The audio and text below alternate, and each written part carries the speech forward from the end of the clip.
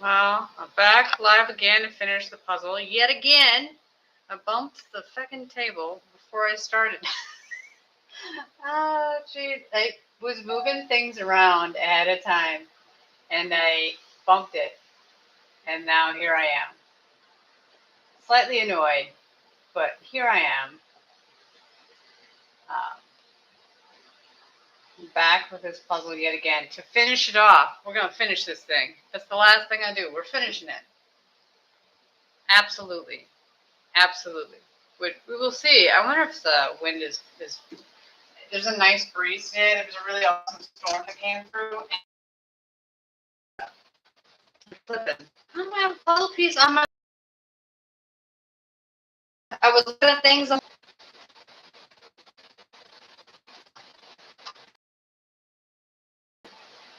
Really? Yeah. You gotta love technology. Not even 2 minutes, and I get to it. You are literally hardwired into the internet. If the Wi-Fi stuff can work, so should you. This is how this works, technology. This is how this works. But yeah, so I picked it up to move it. Dang near dumped it on the floor. About lost my shit. Well, I was not. I like, don't you dare. We can't do this. We just can't. We just can't do this. But I wanted to move some of these down here. Why? Does it make a huge difference? I don't really know, honestly. Not really. But it makes me feel better. I couldn't tell you why. Well, I wonder if partially it might be, at some point, I will be able to, that's not the piece that goes with that one. What's wrong with you? I feel like I messed something up somewhere. Because I don't think that's where this one connects to. It's a problem for later date. Eventually, though, the ATSTs, ATATs? It's the ATATs.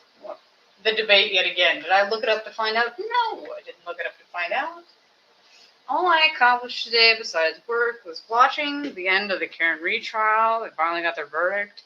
That was exciting.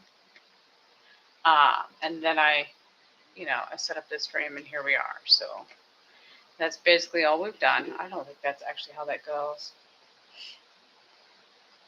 There isn't. Well, it goes down here. Oh, hey, you know what? It probably is. But I feel like it's down here, not up there. But that's not right. But this one, as I think about it and try to do it at the same time, should be, yet again, the theme that we've had throughout this whole entire putting this puzzle together that drives me up the wall is inevitably, hey, there should be pieces there. See? I don't know if maybe this is this. Ain't that how we roll? The theme of it is, number one, I keep putting pieces in the wrong fucking place. That's great. That's wizard. Just wizard. But the theme is, hey, this piece should exist. I should have it. This shouldn't be a thing. And then I just can't find it to save my life. Because everything here, as I've bitched about numerous times, should be already separated out. Like anything that has a dark black or dark blue, I should have. It shouldn't be, somewhere else. It should be. Oh my gosh, darn it! Where did this come from? Oh, hey, that did actually go together. That's slightly amusing that I tried it the other way. I couldn't get it, and so I was like, oh, I'll put it in like this, and then it magically works. Like, I feel like you're just doing it the hard way. Doing it the hard way. But yeah, the constant theme of it should exist. Why is this a problem? Which the reason why I'm leaving the dark ones here is because the plan is to not, to once this and that is put in, to put the pieces onto here and not on the board, so that way I can move this around and put the stuff on the board. That's the plan. Because obviously, as always, I've spent an absurd amount of time thinking about it. So yeah, that's how we roll. And yet again, here we are. This is on this side, so that's not the problem. That's not the problem. But these, yet again, should exist. Okay? Should exist. Do exist. That's not the right one. But yeah, today was a glorious day. They got the Karen Reid verdict in, finally. Not guilty, as we all desire. I mean, it's bittersweet because, yes, she was proven not guilty, but there will never be, well, it's highly unlikely there's going to be an investigation to figure out what actually happened that night. Because, well, that not only is it unlikely that there will be one, but also it's unlikely, even if they did one, that they'd be able to figure out what happened because there was so much shit done during that time. Oh, look, it goes together. Ain't that exciting? So much stupid shit that went down. So much horrible investigation, inept, lazy shit that clearly shows there's a reason why they did things the way they did. No matter how much they want to say we're above board and like, hey, you don't do these things if you're above board. You don't make these mistakes if you're above board. Something went down. Somebody told you something about how you were allowed to do this investigation, and that's what you did. The bare minimum, well, you didn't even do the bare minimum. Like, somebody had to tell you something. You know, whether you had to read between the lines to understand what they were saying or they explicitly said it, I don't know. But something went down. You were told to handle that investigation in a certain way, and you toed the line. Now, Proctor lost everything in this shit show. Tonight he'll have his 2020 interview. So help me, if they paid him for that interview, I'm sure they did. Like, he clearly tanked that investigation. And the thing of it is, you have how he did the other case. He was part of another famous case where the guy killed his wife and then cut her up into little pieces. And then when they arrested him, they had all of his phone data, which showed all of the searches that he did, for how to cut his wife up into small pieces and dispose of her body, and whether or not the smell would, this is a started thing. But all of his searches, proved that he was guilty. Like, there was a whole big thing. Like, you could cheat. He knew how to write a search warrant. He knew how to do those things. He just didn't bother to do it for this case. And my question would be, why? Why, when it comes to the death of a police officer, didn't you go to the extent that you went for that other person? Because the thing that everybody knows, when it comes to the death of police officers, is that they tend to go that extra mile to make sure it all gets done. It doesn't make sense how they did the bare minimum and then they acted like they did everything necessary. Like, you didn't do everything necessary. You did the bare minimum. Had you investigated this correctly, you would have had an airtight case and this wouldn't be a problem. But you didn't, which is why we have these issues. Because you didn't bother to go in the house and probably rule that out as a crime scene, that was able to come into the trial. Because you didn't bother to do standard procedure when it comes to separating the witnesses so that they can't talk to each other, interviewing them separately, you interviewed them all as a group together. Like, you couldn't even bother to keep them apart. Like, what are you doing? How is this a thing? How can you get up there and say, I did everything above board? Like, it all looks like a hot mess. It all looks like a hot mess. And had you dotted your I's and crossed your T's, we wouldn't be here. So my question is, why didn't it matter? Why didn't John O'Keefe matter? You keep saying we cared about John O'Keefe. He was a great police officer. But you did a half-ass, barely investigation. The amount of police work, an investigation that was done after the fact, when you figured out that you couldn't just get her to plead out, no matter how much you raised the crap, what do you call it? What they charged her with. They kept raising the charges, kept raising them, hoping she'd plead out. And when she wouldn't do it, then you had to go back and do the investigation you should have done in the first place. You did a half-assed try to try to catch her and get her stuck. And that didn't work. That's on you. Why didn't you do that investigation in the first place? Why didn't you bother to get the evidence correctly, the right way? Like, it doesn't make sense.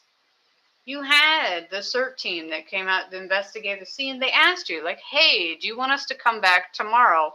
We'll go back through when daylight is in, because, we did the search in the middle of the night. We think we did a great job. But just in case, since we found pieces of taillight tonight, do you want us to come back tomorrow? They could have come back tomorrow. Why didn't you want them to? It's a police officer. Wouldn't you want them to? Isn't that when you rally everybody around and you do whatever needs to be done? Why is it no for this person to know? You literally have some of the witnesses in this case, where they were at that day was at a policeman's funeral in New York, and then they came home that night, and this shit show happened. So they traveled all the way to a different state to go to a police officer's funeral, which I'm pretty sure he died in the line of duty, but still, police officer's a police officer. You traveled to another state for a police officer's death that I'm sure you got paid to do. I'm sure you were on the clock. If you're in Canton, yeah, you probably got paid for that shit. But neither here nor there. It's a whole other problem we don't have time for. You traveled all the way to another state for this person's funeral. You come back here, and then for this cop's death, the people that live around that place couldn't even be bothered to leave their house. When they were investigating the scene in the morning and they didn't know how to gather evidence in snow, the house they went to get the solo cups that they used to gather evidence, that house was the lead detective's house. The lead detective, did they ask the lead detective, or did the lead detective give them suggestions on how to gather the evidence in the snow? No, couldn't be bothered. Here, have some solo cups. Shut the door, done. Why didn't he give a shit? Why is he hiding in his house? You say you care about this police officer's death, but everything you did shows that you didn't give a shit. Actions speak louder than words. It's an actual thing. You didn't have good actions. You didn't have good intentions. Something's wrong. Everybody can see something's wrong. You can't just act like it's all good. You lied a little bit too much. Now, I can take that a lot of the witnesses that were there that night, the farther you get out from the Alberts and the McCabe's, further to be known as the McCabe's, I can see how some of them might actually believe that he was never in the house because they just didn't see him enter. Just because they didn't see him enter doesn't mean he didn't. There's more than one entrance to that house. If they were all watching a video or doing whatever, I don't care. They might not have seen him enter. But that doesn't mean he wasn't in there. That's not how that works. Something weird is going on. I don't understand.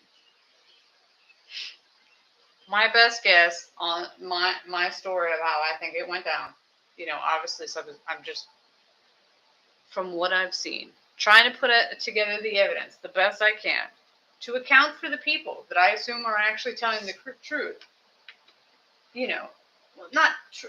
Their truth, what they believe happened from what they saw, and then also tainted by the people in the house telling them what they should have seen. Because no matter how much we'd like to say, the more a person tells you something, especially if you trust them, you're inclined to believe them. Because it's weird for you to think that they would be lying to you. Obviously, it depends on the person. But in general, you don't default that they did something terrible in that house. I would assume not.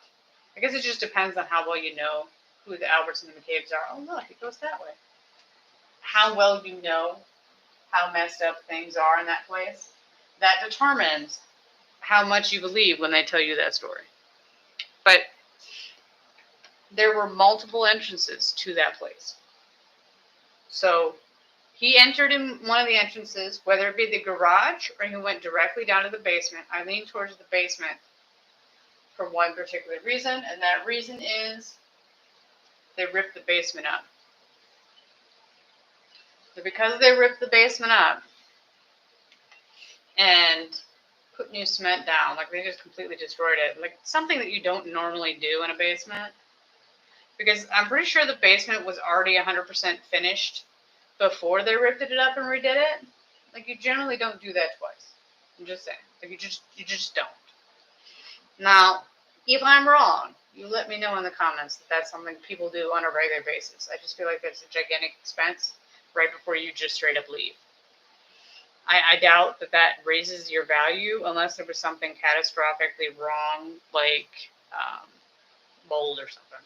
There had to be something in the place. Like, I guess that's possible, but unlikely. So he went into the basement or the garage, somewhere with a hard surface floor. Some sort of scuffle happened. I think it stems from one of two things. Either that idiot kid, I mean, he's a child. Well, okay, fine. I'll let the kid pass. Colin Albert, honestly, believe he was probably there. Just because the data they didn't let them get into puts him there. No matter how much they want to act like it's not a big deal. If it wasn't a big deal, why did they lie and say he wasn't there? Why would you need to? What's the big deal if he's there or not? You know? Just because he's in the house, even if he's in the house, you said that John O'Keefe was never inside, so of course he would never be implicated, right? Like, it doesn't make sense why you need to lie. Your whole story is that he didn't go in the house, so it shouldn't matter. You should be good, right? Anyways, so that day, when the police officers went to the New York police officer's funeral, Brian Albert, the owner of the house, was in the vehicle with Boy Wonder, the ATF agent. What's his name? Higgins. So he was in the car with Higgins. I assume at some point, boys being boys, it came up. Higgins let it be known that he almost had something with Karen Reed. And for whatever reason, boys being boys, they thought it would be fun to tease him or see if they couldn't get them together because they're being idiots.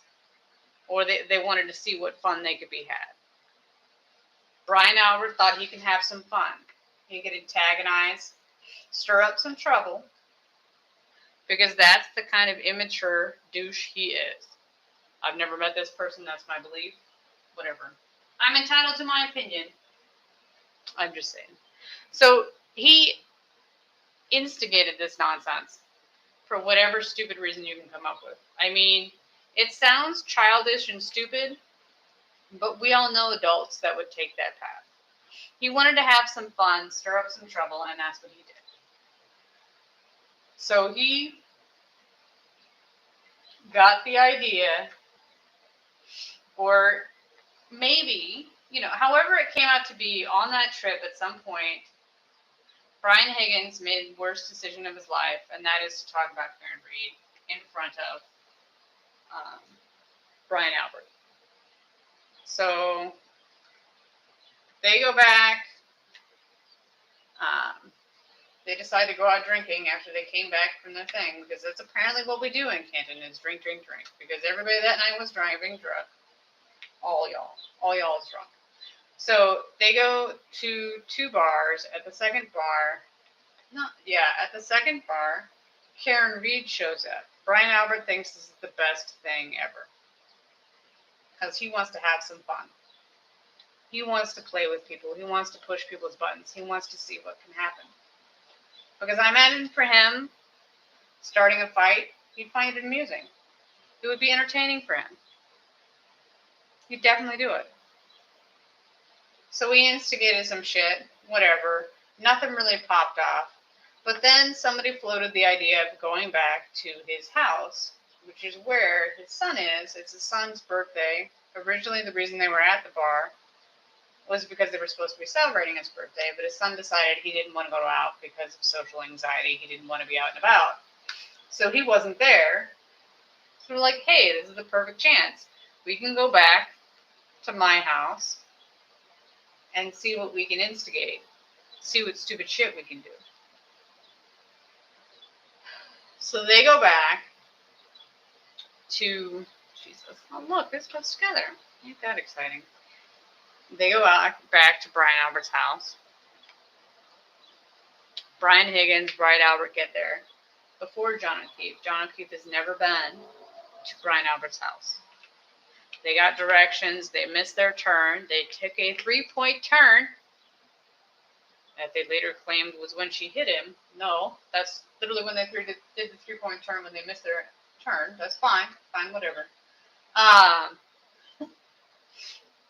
They show up, and John O'Keefe gets out of the vehicle. Somebody must have been at a door waving him in, because he moved into the house fast enough that the people that claimed to be behind him, which there should have been less than a minute that the car that was behind them would have been out of view of the vehicle in front of them, you know, from the turn to the house, all that jazz. So in less than a minute, John O'Keefe got out of the vehicle, went inside, went in whatever door he went in. I mean, I guess as long as he was far enough into the yard, when they turned, they wouldn't have been able to see him, you know, what door he entered in, all that. So he went inside, some sort of scuffle happened, and he might have already been injured before Karen Reed even left, which is weird. But at the Albert house, they had a canine that was a reject police dog. It got rejected because it didn't bite correctly. How that works out, I don't know. That's not my area of expertise. My answer is no idea. But because it's a reject police dog, I imagine it couldn't follow commands correctly. It makes sense to me. That would be it. But it was not obedient enough. It couldn't do its job. It got rejected. So this reject canine sees whatever stupid shit the boys are doing. You know, they're doing a little bit of sparring, whatever, picking a fight over Karen Reed, something stupid. The dog sees that, reacts badly, jumps up on John O'Keefe, bumps him, because he's been drinking the whole night. Everybody's drunk. His blood alcohol content was insanely high. Although I can't say that he was drunk, because it depends on how well you hold your liquor. That's my assumption. Like, it doesn't so much, I mean, it matters, but, you know, if you're an alcoholic or if you drink a lot on a regular basis, which, you know, I don't know how much he drank, so I can't say one way or the other. That's the very reason why I can't say how drunk he was at night. He falls, pops his head open. So now, I imagine, head wounds bleed like a mofo. We all know this to be true. So you have this momentary panic. According to Jen McCabe and John O'Keefe's phone, oh look, that's not in the right spot. That's where the problem lies. Karen, I keep wanting to say Karen Reed. Jen McCabe called John O'Keefe's phone numerous times over the course of the night. She called it numerous times. It kind of looked, in the first trial, they made the comment, it looked like, you know when you lose your phone and you keep calling it and you hang up before it goes to voicemail because you don't want to leave a message, you're trying to find your phone. So that's what it looks like. It looks like you keep calling the same phone number and over again because you're trying to find your stupid phone. You set it silent somewhere, you're trying to figure out, you got to find it. So she keeps calling the number until wham, She finally gets it to, really? There we go. Look, it's connected. Although this isn't right. What's that not? Just. Oh, this is a hot mess. I'll fix that in a little bit. She keeps calling John O'Keefe's number to try to find his. Where did we go wrong? This one. How about this? She keeps calling John O'Keefe's number, trying to find his phone. They eventually are able to find his phone. Huzzah. I mean, it's not right, but at least we figured something out. So they find the phone, realize that it needs to be outside. Because, phone data, it's a thing. It'll track you. You need it to be outside. You need it to be gone. So they throw the phone outside. However they get it outside, whether somebody runs out and drops it on the lawn, or they throw it outside, I think they threw it. The reason I think they threw it is because it landed in a stupid-ass spot. In a perfect world, they should have put John O'Keefe's body closer to the road. It should be closer to the road, but it's too far away because it makes the story harder later on. But for whatever reason, whether they put it there deliberately or whatever, they got the phone outside the house. It's on the lawn. Which is why, when everybody left and they looked outside, whether they deliberately checked to see if they could see anything or not, there was nothing there. They didn't see a body because there wasn't one there. That's why they didn't see it. Because the body was still in the house, wherever it fell, most likely already dead. And then they just waited till everybody was gone. And then they moved the body outside. The phone was used as the placeholder. Like, why you threw the body down on top of the phone? I don't care. Really? I don't know. Don't care. I mean, clearly it was enough to for them to get away with it. So does it really matter? That's what they chose to do. So that's what they did. It's not a huge difference why they chose to do that. But they threw the body on top of the phone. They went inside. Jen McCabe made her fateful text her fateful search, the search that we all look at and think, okay, that's just not right. Where she searched, "How's long to die and cold" at 2:27 in the morning. That should be around the time when they dropped that body outside. So I don't know if they still thought he was alive at this point. I'm not entirely certain. I don't know how you could be, honestly, from the head wound. It was quite catastrophic. I mean, I guess it's possible that he wasn't as severely injured when they threw him outside. I don't know. I don't know what happened. But they threw him outside. The next morning, they had their story straight. They had already figured out what they were going to do. Jen McCabe called her sister at 5 whatever in the morning when she got the first call about John being missing. They talked on the phone, even though they claimed that nobody answered it. The phone call is shown as picked up. It's not a missed call. Or left a message call. This is somebody picked up the phone call. So you talked to her in the morning at 5:57 in the morning. You never mentioned anything about it when people were asking you questions. I'm like, oh, I never thought about it. I'm like, yeah, this doesn't make sense either. It doesn't make sense either. It just doesn't. Every time you omit things, it makes you look really, really bad. Something terrible happened. I don't think it was deliberate homicide. I think it was accidental. But it doesn't matter. In the end, somebody's dead, and they knew that. Now, one would assume that it would be Colin, purely because they would have more motivation to keep everybody's mouth shut.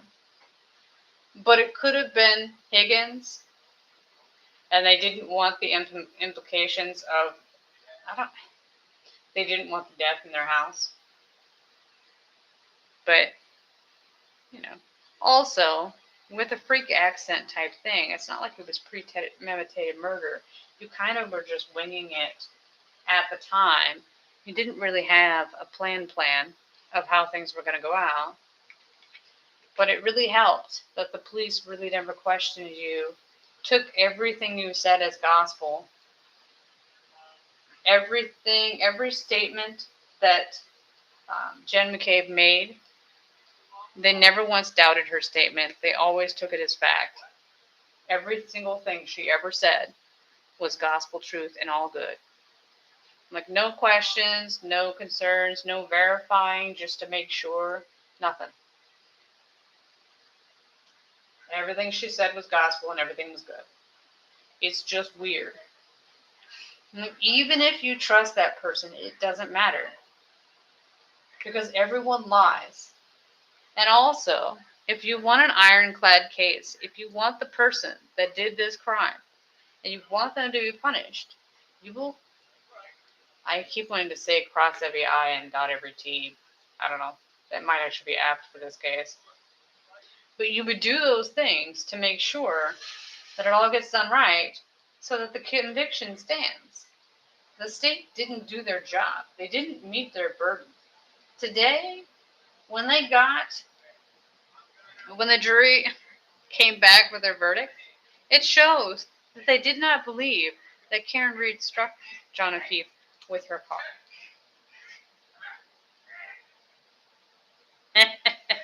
One of my neighbors there was a duck in their backyard. They were trying to shoo it away from their backyard, and it kept squawking at them. That's what I'm laughing at. It was highly entertaining. But I guess that explains why they were doing something weird over there earlier. I could not figure out what it was, but that was just because I couldn't see the duck. I think they were trying to be nicer to it when they were trying to get rid of it. Not that they're being mean to it now. They haven't heard it anyway. Oh. In the current battle between the duck and the human, the duck is currently winning. Just keeping it real. You just leave it. Just let it sit there. Like, really? If you have a dog, just let it go out in the front yard. The bird will eventually disappear. Honestly, people. But yeah, the jury came back and they were like, yeah, no, there was no collision.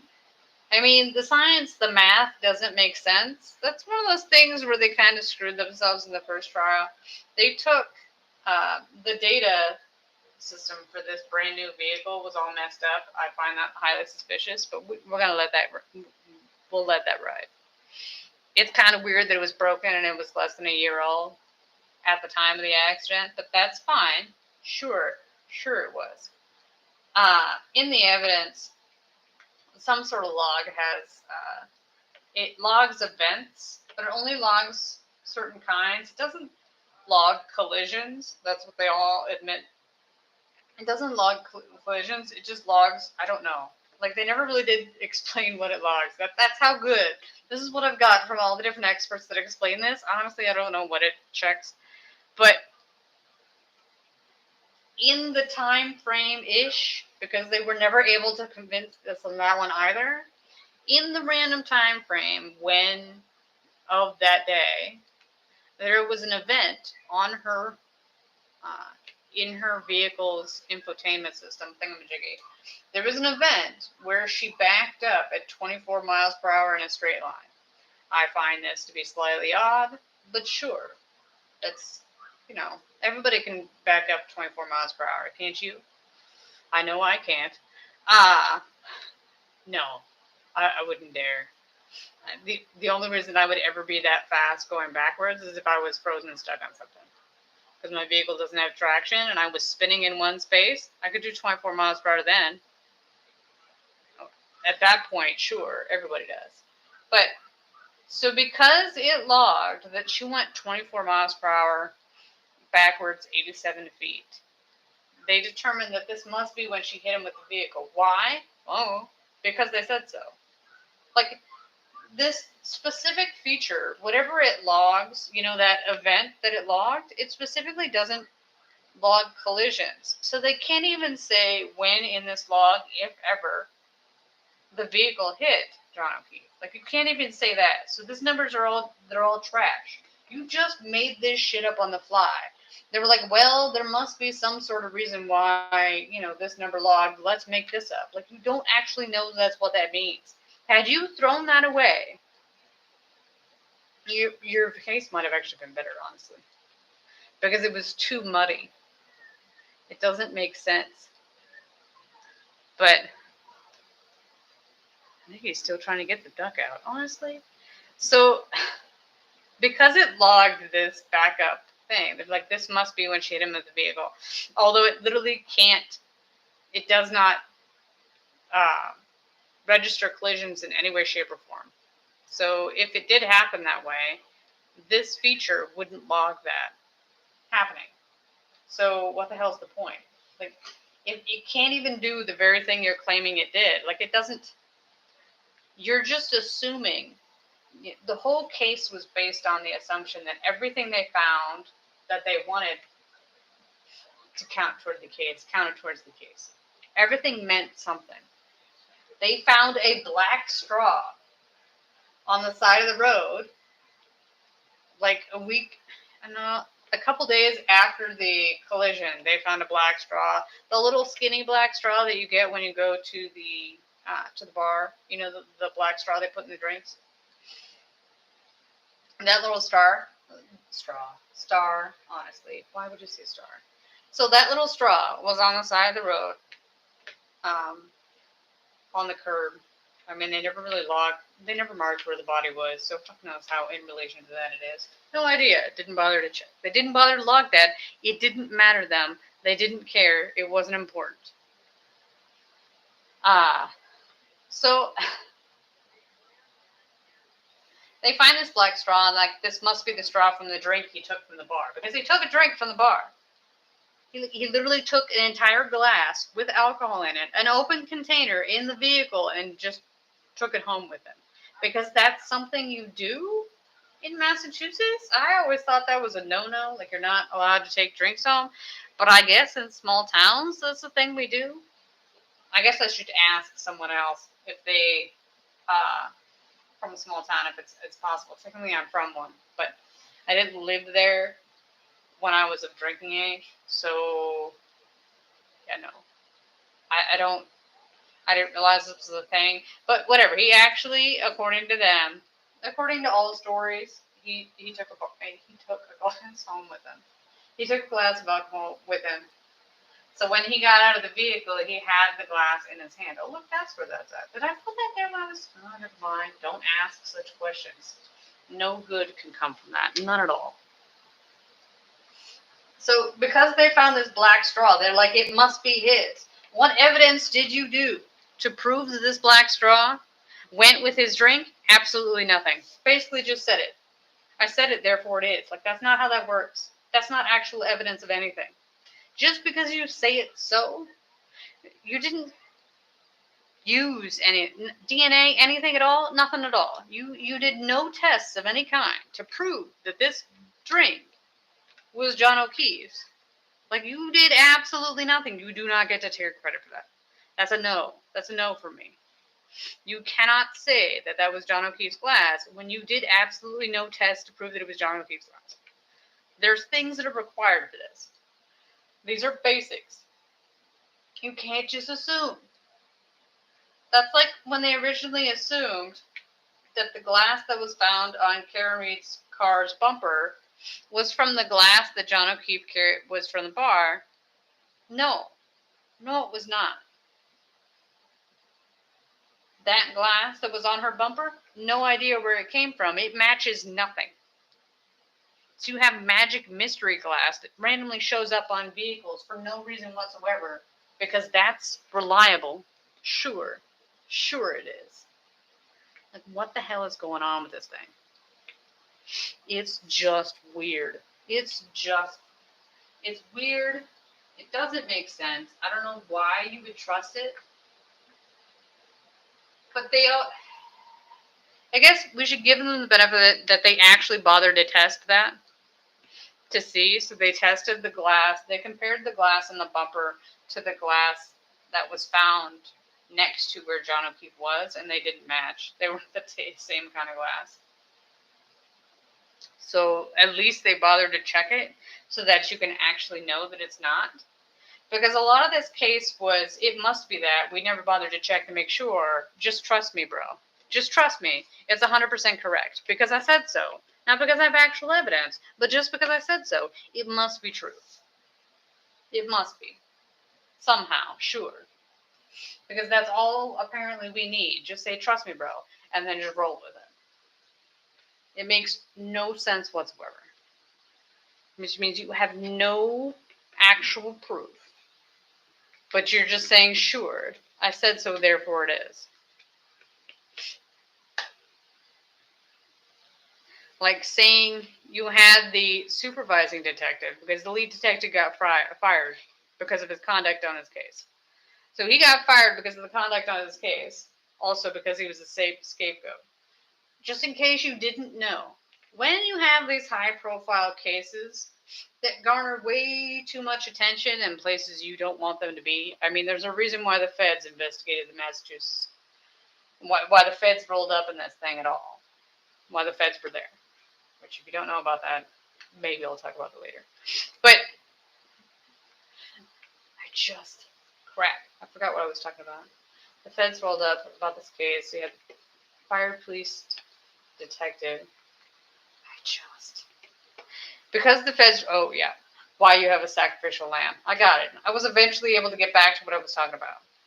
So when you have the feds investigating, when you have all that spotlight on you, at some point, you need a sacrificial lamb in hopes that with this sacrifice, the angry mob will be appeased by this sacrifice and stop trying to shred you apart. Put down the pitchforks and walk away. Maybe they'll be satisfied and they'll stop doing what they're doing. Maybe they'll be satisfied and stop looking. Like, that's not really how we do things anymore. But sure, whatever you want to believe. So that's poor Proctor. Lowest hanging fruit, sacrificial lamb, gone. I also assume Higgins got fired, but who knows? I mean, he wasn't in this case either, but he was doing stupid shit too, so. But yeah, so he got cut, but he got his 2020 interview, so he'll be fine. He'll be fine. I'm sure tomorrow there'll be a synopsis that I can watch that tell me what he said in his interview, what bombshells, how they blamed it on Karen Reed. Like, it's not about, you can't just say she did it and then we'll be like, okay, we'll just take your word for it. You actually have to bring evidence. That's how this works. And you didn't do it. It would be kind of cool, though, if he went on there and be like, this person's throwing me under the bus. They did this. I was told to do this. I did what I was told, and I got burned for it. That would be amusing. Although, one would assume if that was the case, he would have turned for the feds. But according to the state, the feds have stopped investigating. So, I mean, if ever you learn anything from all these things, on a weird tangent, as always, because that's how my mind works, it's that the police can lie to you. So anything they say can be a lie. It's 100% legal for them to do so. So if ever they're asking you things or telling you things or saying, oh, this person said this, and this about you, technically it could be true, but also it could be a lie because they're allowed to lie to you. That's apparently not entrapment, although one would assume that would be the case. That's what I'd call it. But no, they don't consider that to be entrapment. So, watch yourself because, yeah, that could end badly.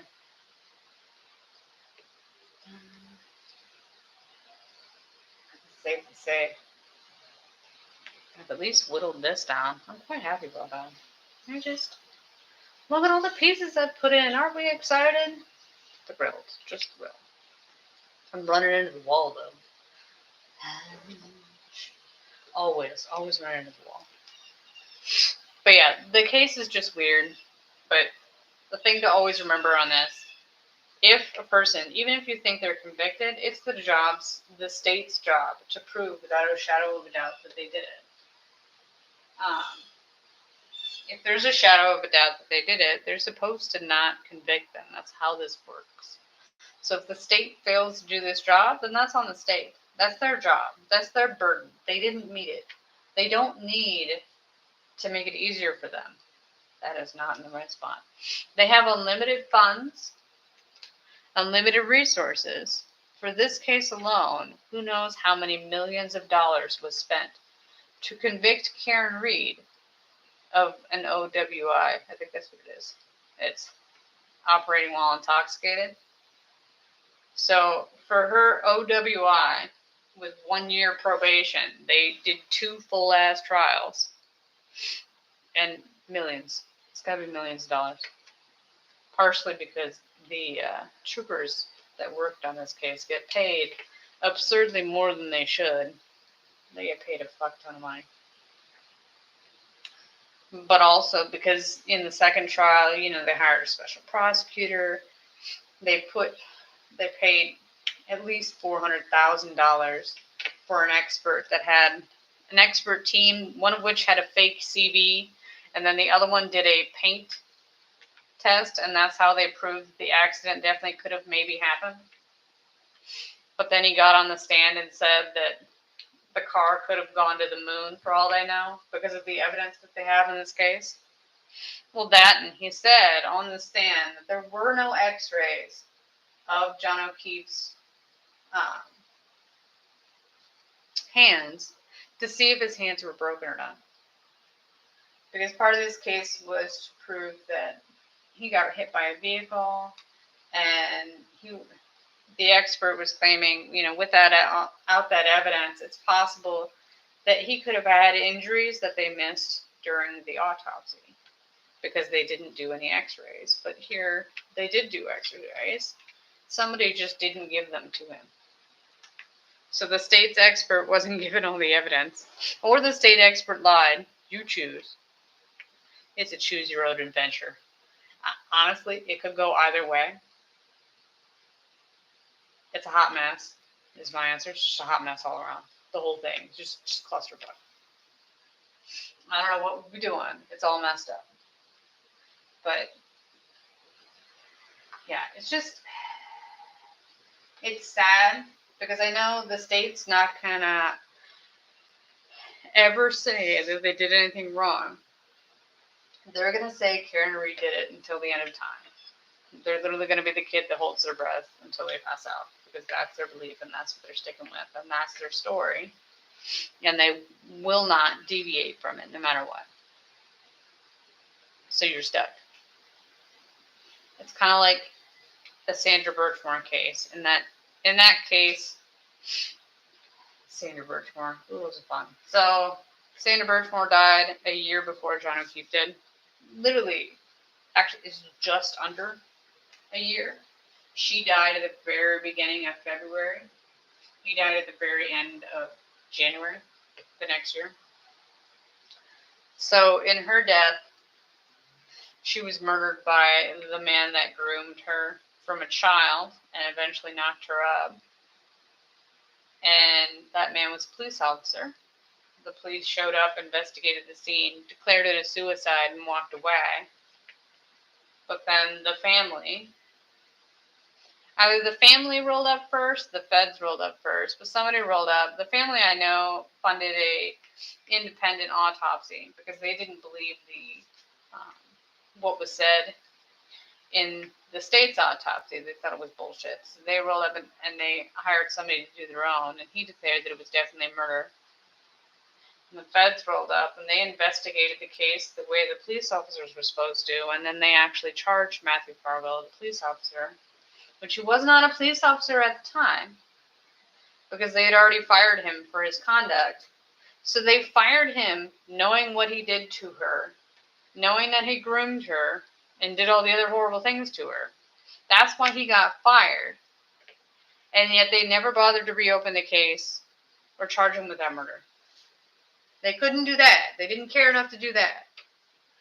But they did fire him beforehand. So by the time the feds rolled up, he was just a regular Joe Schmo citizen. Because him and his brother got fired for that crap. And you didn't think that, hey, maybe you should open the case? Which the feds implied that they gave the evidence to the state, gave the state a chance to open up the case themselves. to have the murder declared a murder instead of a suicide, because they'd have to go in and change it because it's still listed as a suicide even after he's been charged with murder. You have the option to go in and fix this. So they gave them the chance to fix it, and they wouldn't do it. They would fire him, but they wouldn't go in and rule it a suicide and investigate the case that way. Because it would probably, I would assume, because of the blowback on all the officers that were involved in that case, which some of them were also in the Karen Reed case, because both of these murders happened in Canton. You've got the tech person who got the information off the phone that missed 30,000 text messages in that investigation. That really doesn't bode well for all the other ones. Did you miss anything else? Did you skip something? Did you miss something? Like, what are we doing here? Isn't that your job? And you missed all of those messages, coincidentally, any one that'd make them look bad? It's a hot mess. It's a hot mess. I'm trying to live under the policy of at least somebody got arrested for it. At least somebody's getting punished for it. At least a little bit. You know, one could hope. But, no.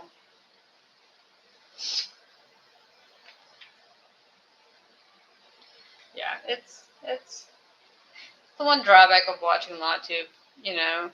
I mean, I realize that the justice system is not like a movie or a TV show. You know, I'm an adult, I know how that works. But you still would hope that people wouldn't be this corrupt, that they wouldn't be this bad, that people wouldn't look away that much, allow such terrible things to happen. Because it's just, you let one thing go, you're going to let something else go. It's going to be a ripple effect. I assume that's what happened in Canton. Everybody does it that way, so it's okay for you to do it too. Why would you have morals and integrity? That doesn't matter. We're cops. We can get away with anything. We don't need to be held to a higher standard. We need to be held to a lesser one. It's icky. It's just icky. But that's, you know, the world that we currently live in, so.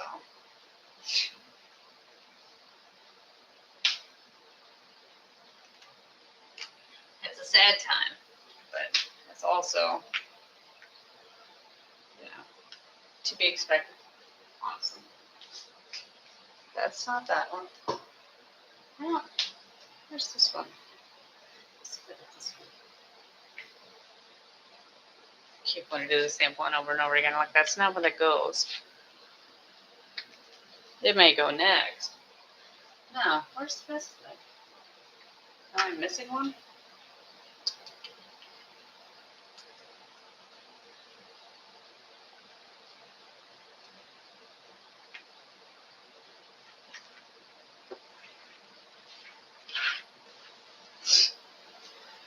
But yeah, it's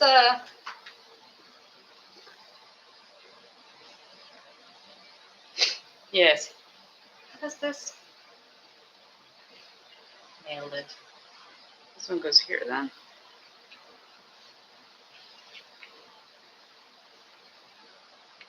What did that? I was gonna say. It's always a good sign. You're like, no, maybe it goes this way. I don't know. We'll find out soon enough. Once the ATSC goes down. Oh. I wonder if it's stuck somewhere.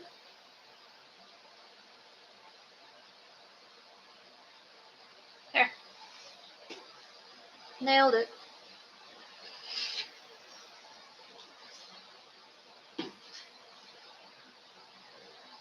Yeah, it's interesting case. I'm glad it's done.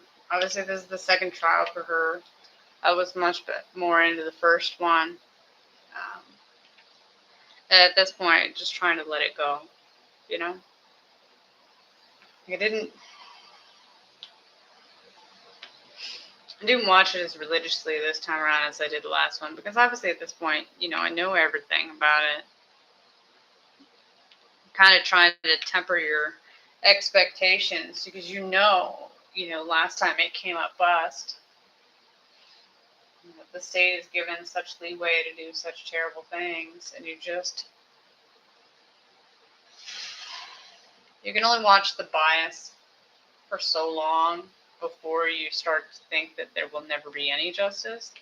I mean, in actuality, even with Karen Reed's not guilty except for driving while intoxicated, even with that, she had to spend 3 years and millions of dollars that she'll probably never be able to pay back to get to this verdict. Like, she lost everything because the state, prosecuted her for this. And they had such an advantage over everyone else. The state will always have a better advantage than the innocent party. We may say it's innocent until proven guilty, but the obstacles you have to be proven guilty, the amount of people that take a plea deal on a case that they didn't do because they don't have the money and they'd rather go to jail than do the time of going through the case to then, maybe get an even longer sentence or whatever. Like, they can't. The jail was the easier option. And not everybody has the has the strength to fight for that long for something. It's a hot mess. But I don't know. I guess just hope that in the interview tonight with John O'Keefe, they don't, coddle him and try to make him look as good as possible and make Karen Reed look guilty. Although, the problem with media is they're not objective in any way, shape, or form. They're always trying to push their agenda onto you. So that's not really how they do their thing, unfortunately. So it's highly unlikely that's what they'll do on this one. So I'm so optimistic in that way. Like, not really. That's not how they work.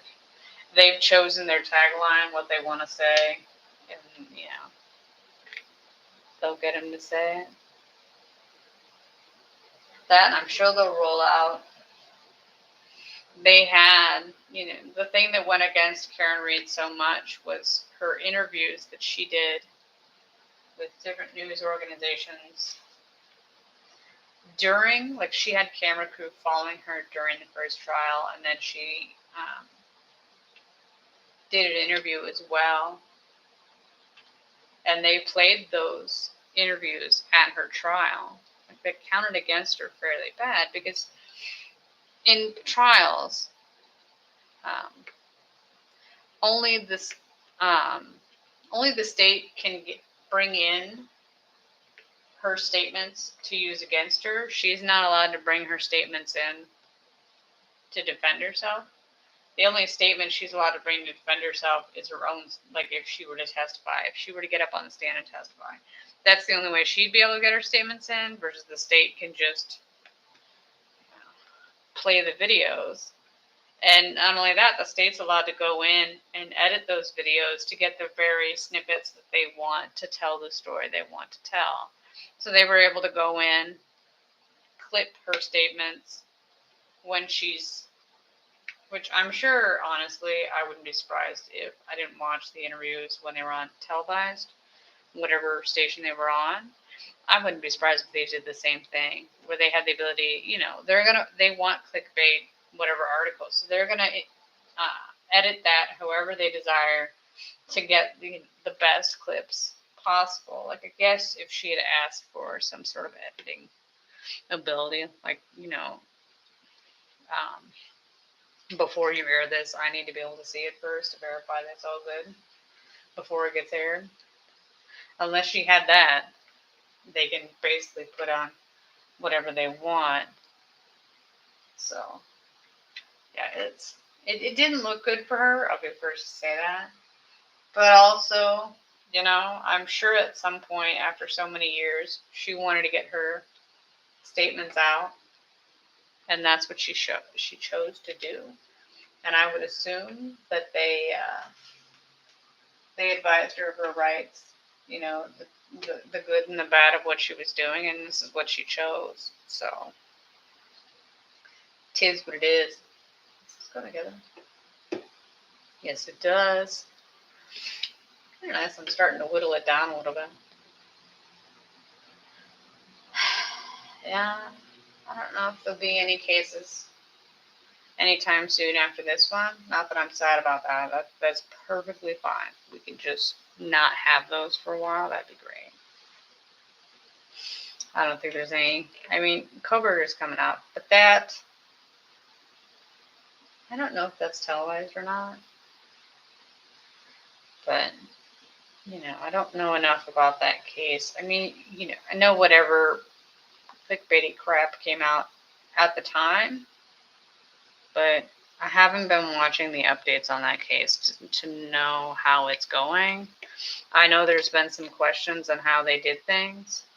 So, that, if the Karen Reed trial is any indication of how things go in standard procedure for investigation, when John O'Keefe originally died, the DA, for who knows what reason, filmed a video that looked like a hostage video. And he literally did. He looked like it was, all he needed was to hold up a newspaper and say what the date was to verify it, and then I would have actually, it would have been straight up hostage thingy. But he got on there, he made a statement and said how the Alberts and McCabe's were 100% innocent, and all the hoopla around them was not okay. And then also said that there was ring camera video showing Karen Reed commit the crime. There was no such video. He lied. But the news media runs with that, because why would you assume the DA is lying and saying there's evidence in a case that's not actually there? Because that would be insane. And yet he did lie. Because there was no such ring camera footage. And multiple people, they were like, oh, she's definitely guilty. There's this footage. There's this evidence. Like, none of that evidence existed.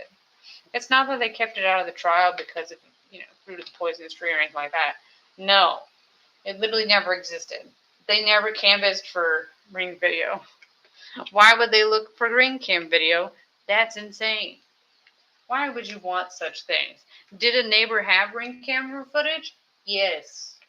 But alas, it wasn't working. Yeah, that was also the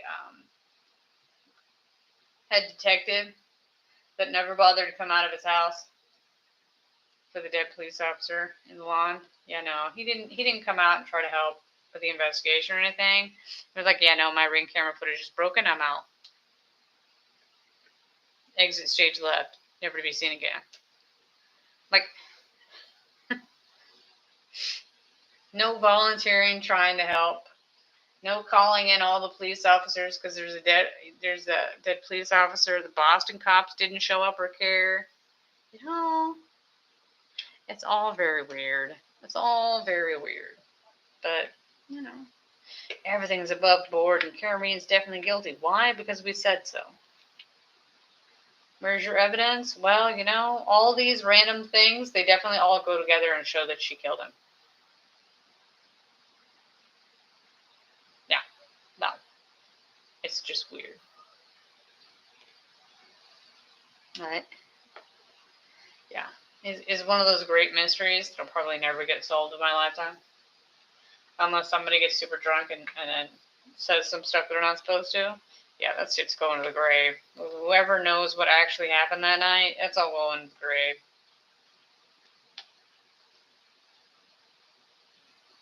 Will there be any lasting repercussions? Will people get fired for this crap? I don't know.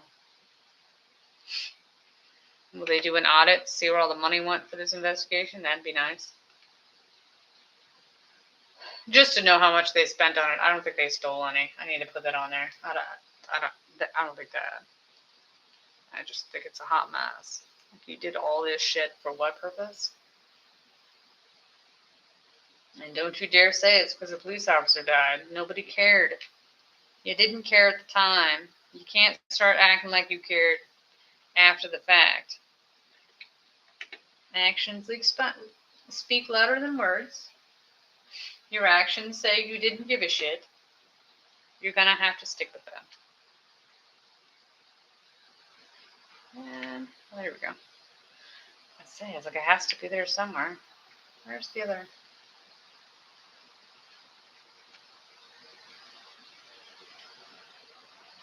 Yeah.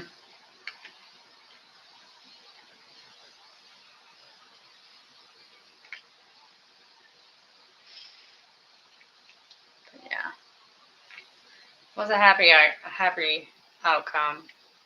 As happy as it can be in such a crazy situation. Yeah. John O'Keefe's family will definitely sue Karen Reed. Sue everyone that was, involved except for the people in the house. The people in the house, they won't get sued. Because clearly they were above board the entire time. Why would we possibly sue them?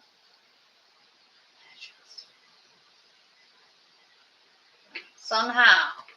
I don't know how they're able to do it. But people just automatically believe the shit that comes out of their mouth.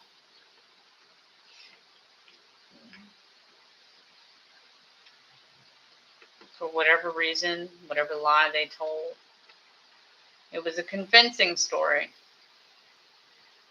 that to this day they've never once doubted. So, I don't know how, I can't even fathom how traumatic it is to lose your child in such a way, but you have to look at them and be like, hey, what the hell happened on this night? Like, why didn't you notice anything? You all left, you all looked outside, none of you saw anything? Nothing?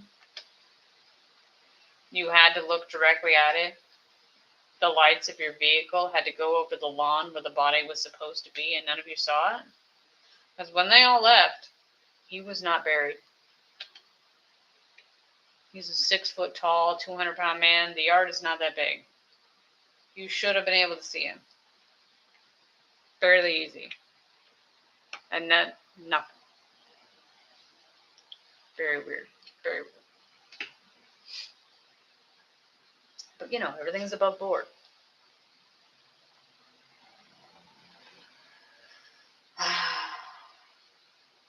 It'd be great if I could move Vader down. But he's very big and he goes right here. Sitting in the way. I need to reset this crowd. It's kind of messy.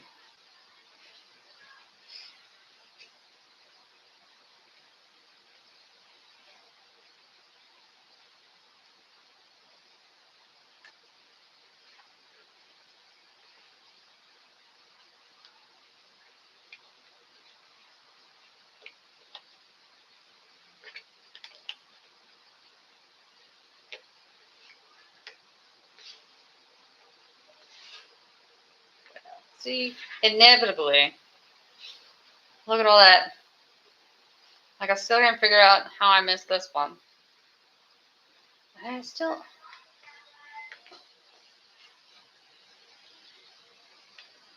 No. What? Does it go here? No. No, this was just weird. Weird. But now that I've... Unless this isn't... Here, let's see. Yeah, that's right. But then I should have this one then. Unless it's in the pile of nonsense. We should do the pile of nonsense and then do this again? I think so. I don't know, let's check to see if there's anything.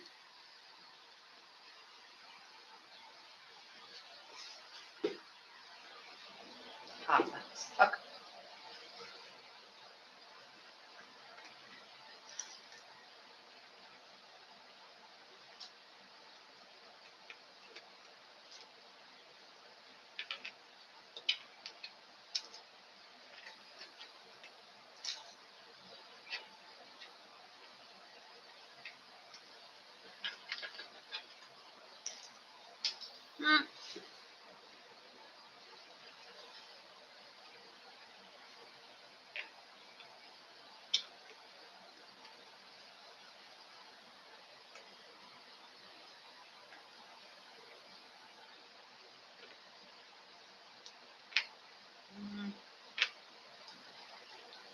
dang with this one. That and the joy of this is I only have 2 groups left after this. So I've got the blues left, which should be oodles of fun.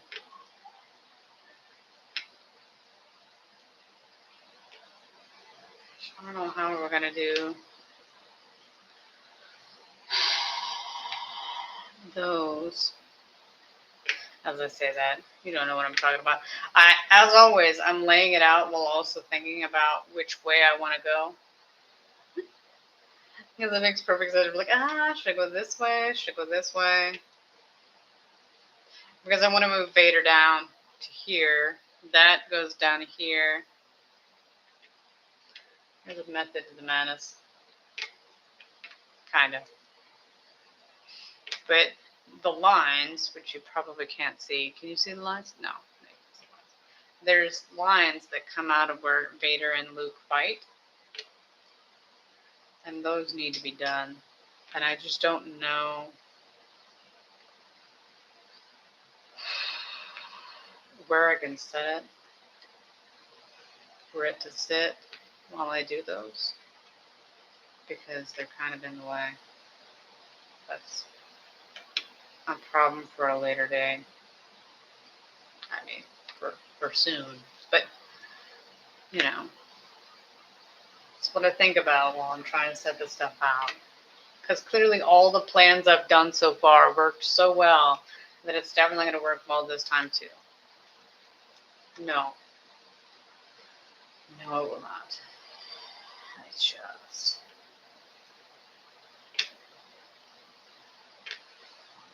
I find it interesting. And usually the algorithm, when you watch something, it automatically gives you a bunch of stuff like what you watched before. You know, you're interested. Here's 10 more videos. Just in case you didn't get your fix from that one video, 10 more will definitely get it done. You know? But when I watched the video the other day about the people that protested in Egypt, somehow I didn't get any anymore. I'm like, that was at least entertaining. I laughed. I thought it was funny. And then you're like, nah, you can't have that. Is it because I laughed at it? That you're like, you can't have that? You had too much fun? You found that enjoyable? Like, is this what we're doing here? I laughed because of the stupidity of it. I mean, you're allowed to protest and do whatever you want to protest. But you also need to make sure that if you're going to a foreign country, that you know the laws that they have there for protesting, because your laws from where you came from don't actually matter when you're protesting in another country. That's not transferable. No, it's just not. But it was super entertaining to watch somebody who actually believed that to be so. No, it is not. That is very stupid. Entertaining, but also stupid. Hopefully you'll get out of there because the Middle East is going to shit. So, you know, the threat of war, just that, and obviously, even though I'm American, I obviously don't know geography very well. Egypt clearly has to be close to Israel because if they rejected Palestinians, that means it should be, using deductive reasoning, it should be very near it. See, it doesn't click on it. Why is it not? You have something wrong there. As I declared earlier, like there's something wrong. What is it? I don't know. Yeah, where does that go? Because there's no, oh, it's down here. So it's firing from the Tarama.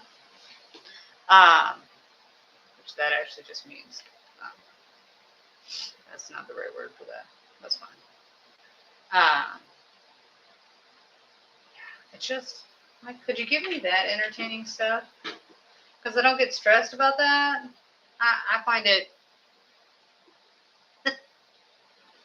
there's just something about it. It's the small things of life. Like every once in a while, can I have something that's remotely entertaining? A little bit mean-spirited, sure. But come on now. Can you blame me? Really? Oh, is this one weird then? Ooh, fancy. just.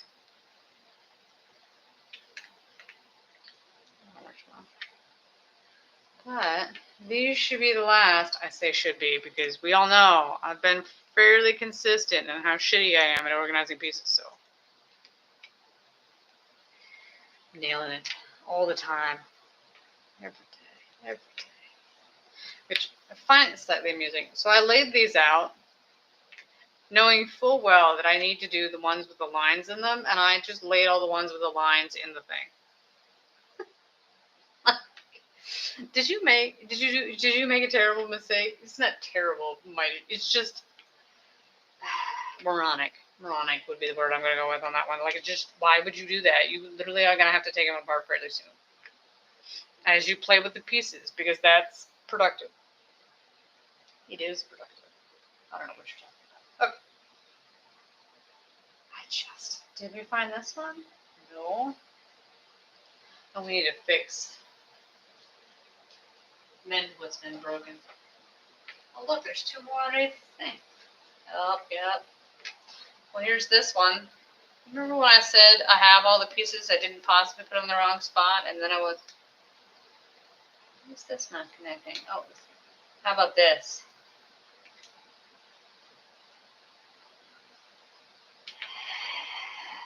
You know.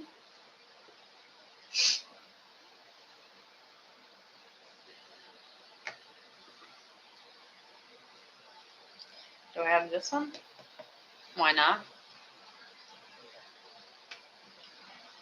You know. Which I guess I could do.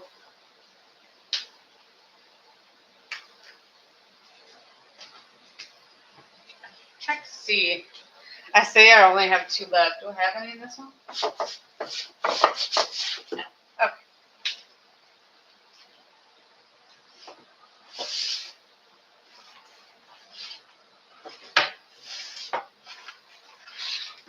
I don't have any pieces in this thing.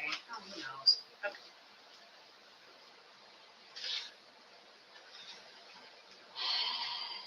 Oh, look, there's one that has lines in it. Don't question the madness. I mean, it's madness. Probably not the right word for it, but I just sassafras right now. All this.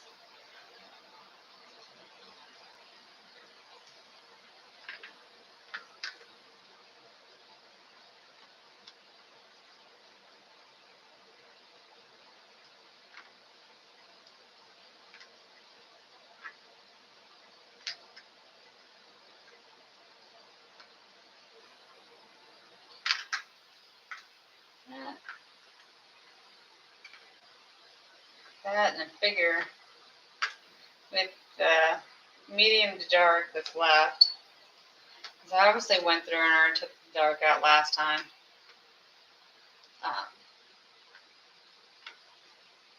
Shouldn't be. That is not a part of this. That's fine. It's fine.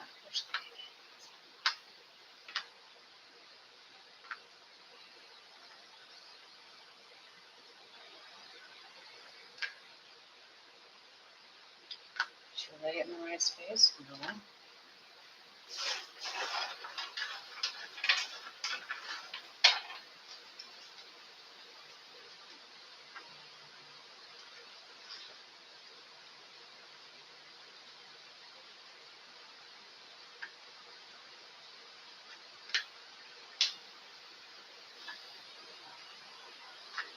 That's an interesting and wide array of the colors. Like, you really did get the whole swath on this one.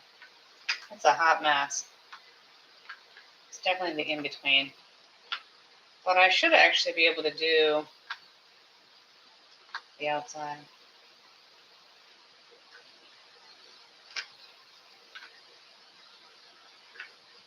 And finish later, honestly.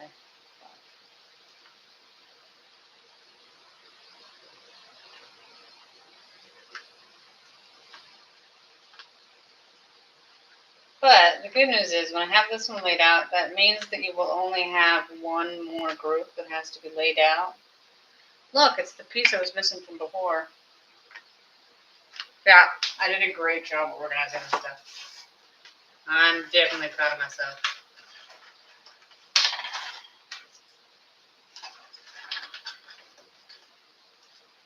Although, let's be honest, never perfect. Usually, when you only end up with a few left over, it's not because you got that section 100% perfect. You got enough of them, you were able to connect all the ones you did have together. It's not because it was perfect by any means. That, and it doesn't help that I keep running across things that are done incorrectly. That's not helping me in any way, shape, or form.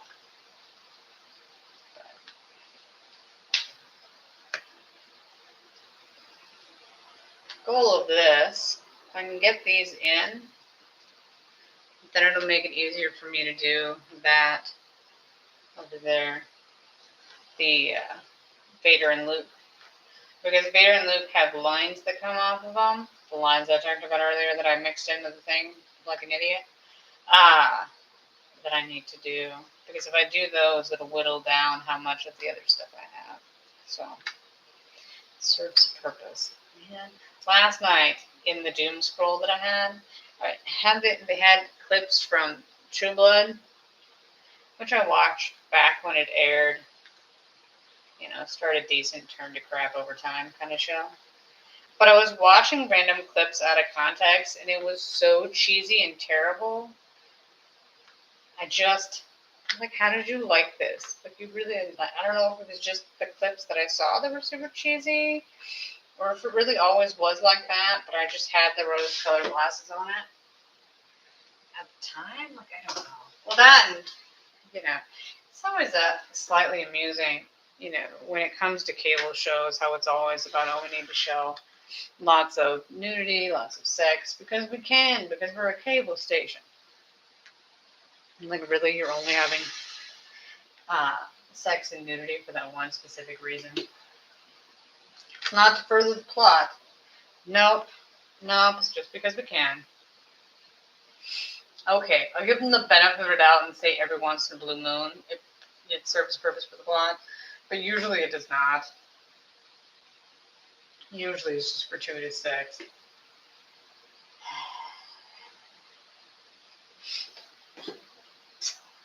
Which is fine with a certain amount of it. But at some point, you're like, really? Do we have a quota on how much we're supposed to get into every episode? Yeah.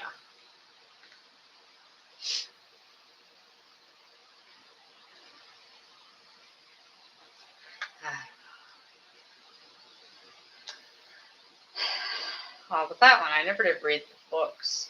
But unfortunately, because I watched the show, I don't know if I'd ever be able to get into the books, because you know how the rule of thumb always is that if you run across a show or a movie that's based on a series you like, especially if that movie's going to have another sequel, you need to read. You need to read this. The books need to come first, not second.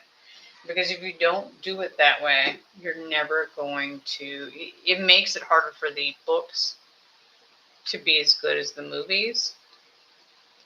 Because the movie will put an impression on you, especially if you're using the movie as the reason why you want to watch the show. Like, it's going to taint the books. Because you're going to want it to be a certain way. So I watched and enjoyed a movie that's not nearly as good, not great, but not.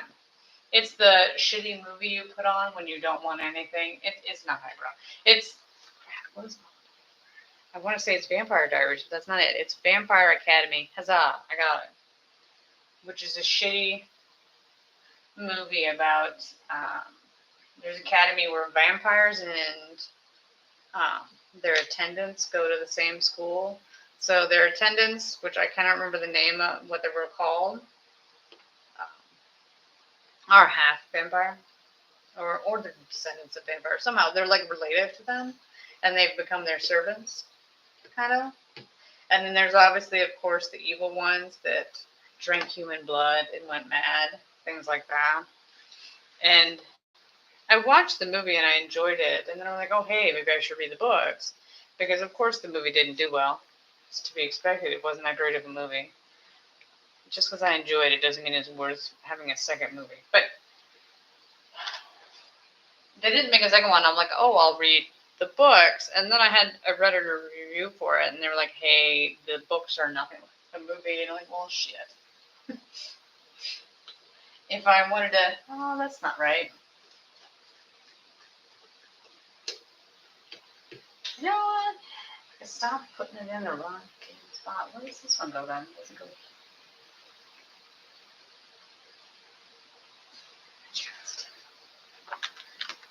Well, there's another series I didn't read because, like, if they say that it's not anything like the book, then like they change the characters. Like, well, that's what's the point? Like, if you wanted to watch the characters, then bust yet again. Well, that and I've pretty much aged out of the teen stuff. It takes a lot more. I can tend to get kind of annoyed at the teen stuff now. Like, it just doesn't hit the same spots as when you're younger. It's kind of bust, unfortunately. But age. Sometimes you look at stuff and like, yeah, I can't tolerate this nonsense. I just can't. I can't get up for that teen angst anymore. It's just not. I can't stand it. I just, you sign out. You're like, you don't care about the characters. I don't. Their petty drama and whatnot. Like, I'm not keen. Every once in a while, it has to be a very good show. It has to be written well. So one that came out recently that was actually very good is Maxton Hall, which is apparently based on a series, but I had no desire to read it. But the show was actually fairly good. Although apparently the second season will be coming out, and it's supposed to be super dark. Which, that show, if you watch Maxton Hall, it is on Prime. It's only 8 episodes, maybe 6, 8, one of those two. It's not any more than that. But it is actually a really good show. The problem is, for anybody who doesn't like it, it is subtitled. I like subtitles. I don't care. I'm perfectly keen. Like, for whatever reason, Amazon automatically as default puts it on dub, and you have to go in and change it. And then because I'm an American who doesn't know anything, I had to look it up and see what the original language was. I think they would put some sort of thing on it to say, hey, this is their original language. If you want it, or put the question on there. That way, if you're the type of person that wants to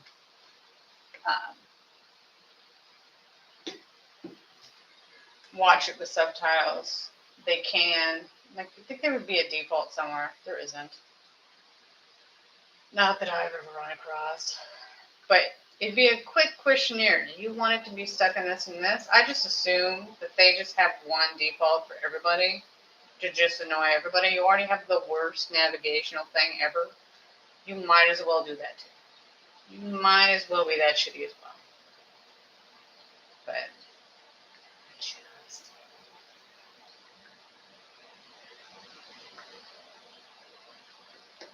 yay.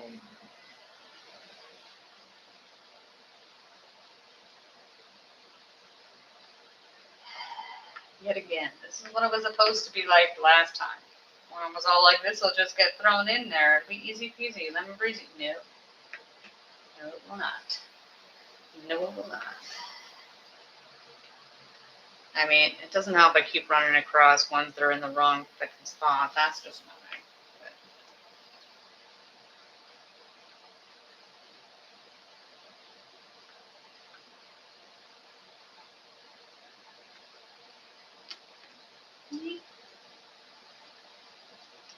I don't know if this will exist, but we're doing it anyways.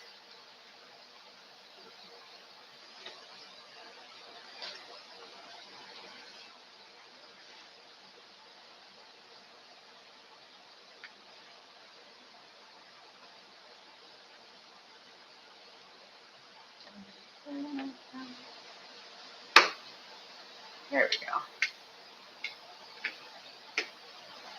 Isn't that exciting? Let's see if I can get this one.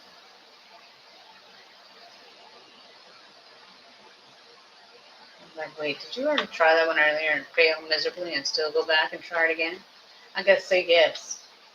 Always. Always consistent like that.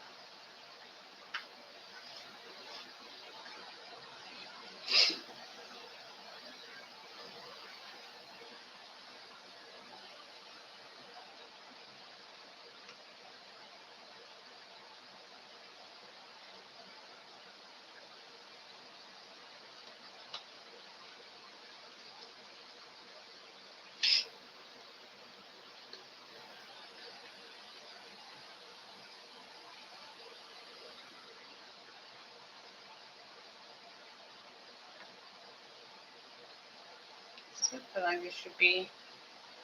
Have we messed up somewhere?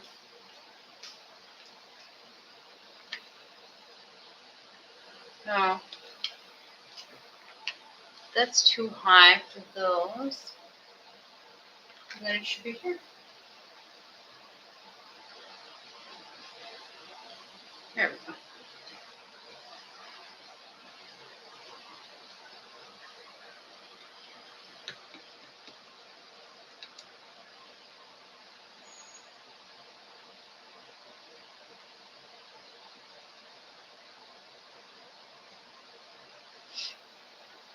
I don't know when the last time I read through a series was. Like, I actually picked one up and read the whole thing.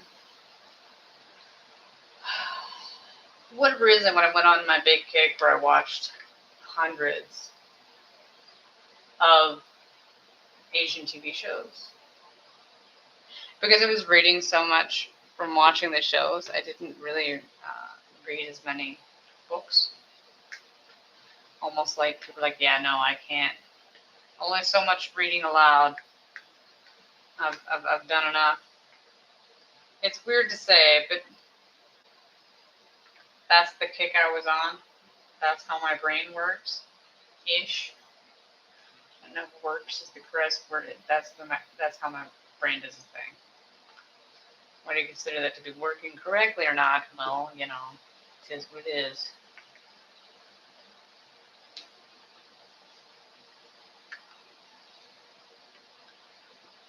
Which, there's the line already. I forget that the line goes down to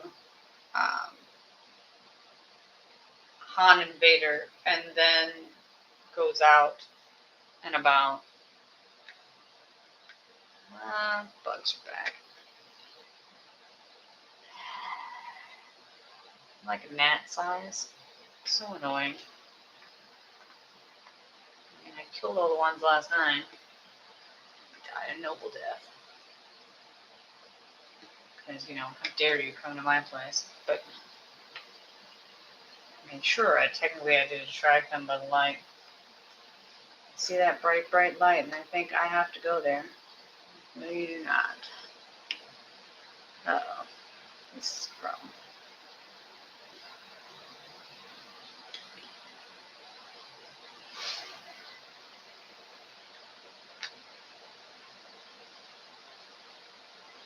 Which I may need to do the lines.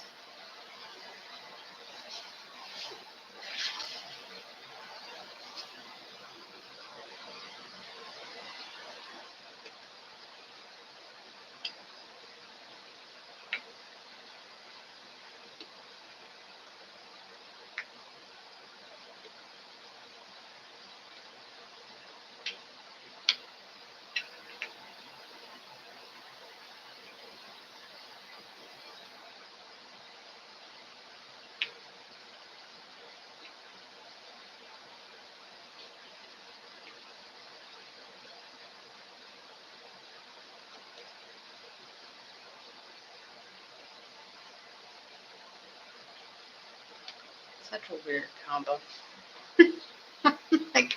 like, oh yeah, this is gonna be weird. Weird, weird. Weird, weird, weird.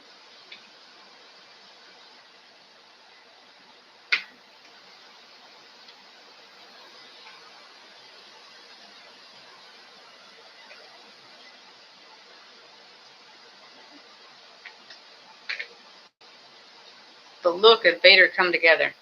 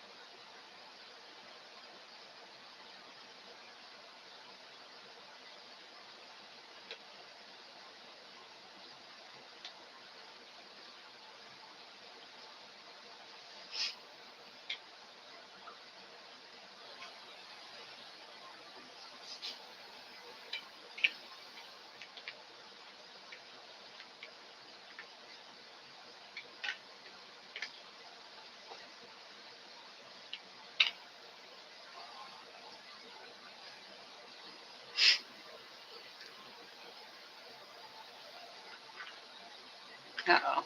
I just bumped those. That's a problem for a later date. By later, not that much later. Sad times head by hell. Let's see. Can't knock out. I really do have trouble staying on task. Like, I want to do this, but I also want to do this, but I want to put this together, but I want to put this together. And like, you will eventually get to all of these things. I'm going to need you to just stick on the one you're currently doing. Like, you should just do the line because you just started it. No, finish this. Get these set up. It's, yeah.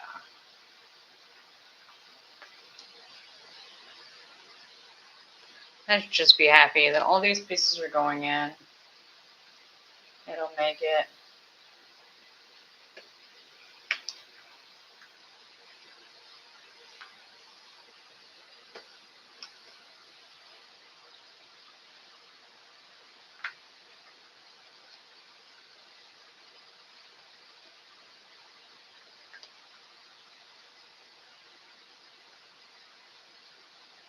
The next part easier.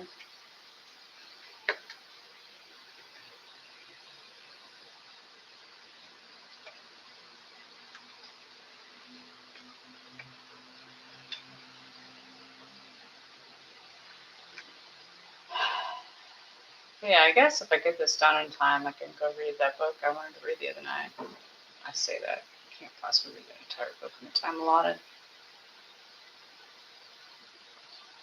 Foolish, foolish girl.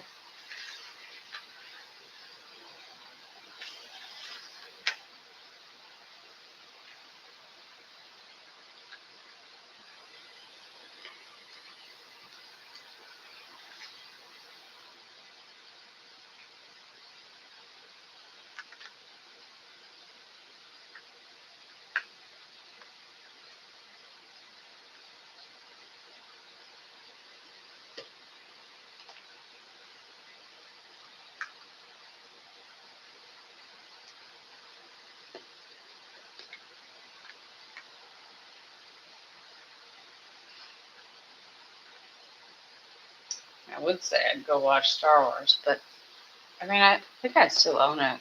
Oh, that's so sad. I don't even know if I own it. I assume I do. I assume I have it on DVD and not Blu-ray because that's as far as I went.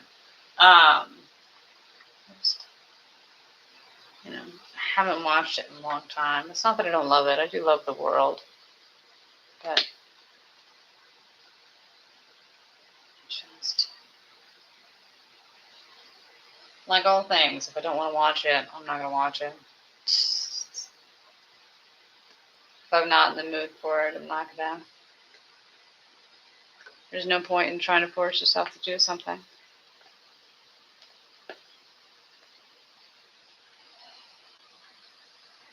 No matter how good it may be. I mean, it is good. A good series.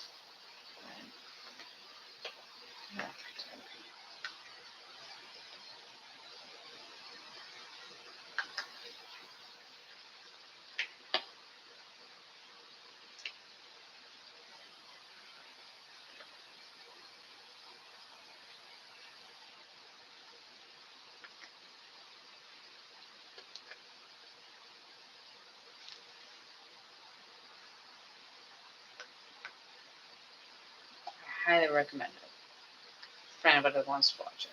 But, only if you want to. You don't have to.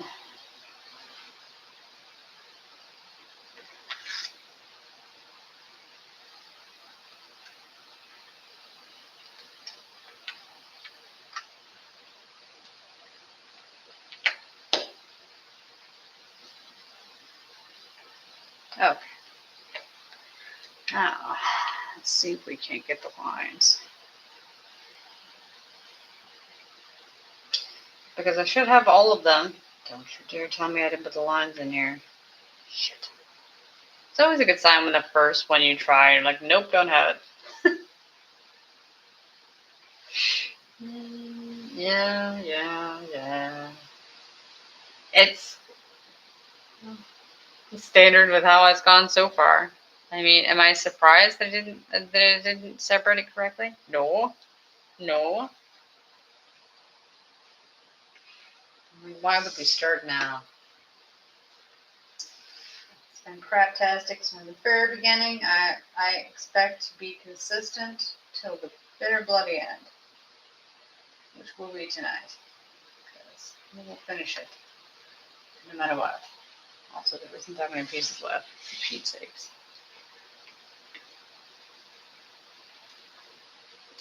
There's this one. Oh, shit. That's unfortunate.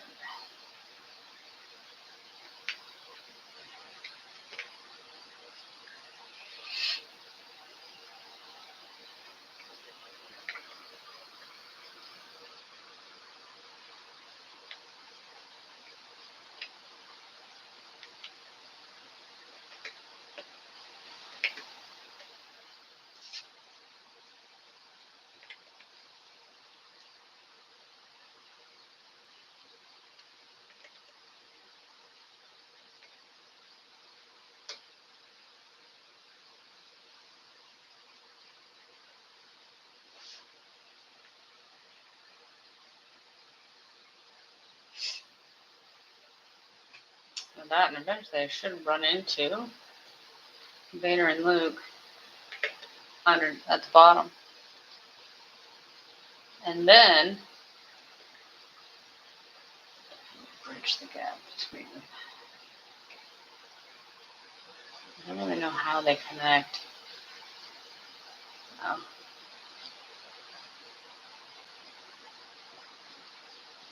mean, I know. I just don't remember. Hey, there's a picture, but I'm trying to look to see. So they go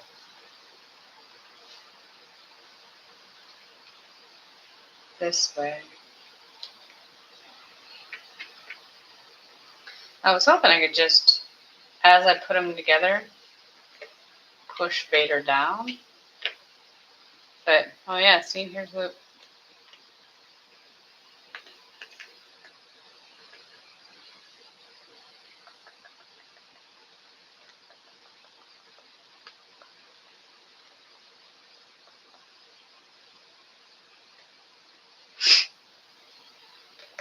Nailed it. Get it.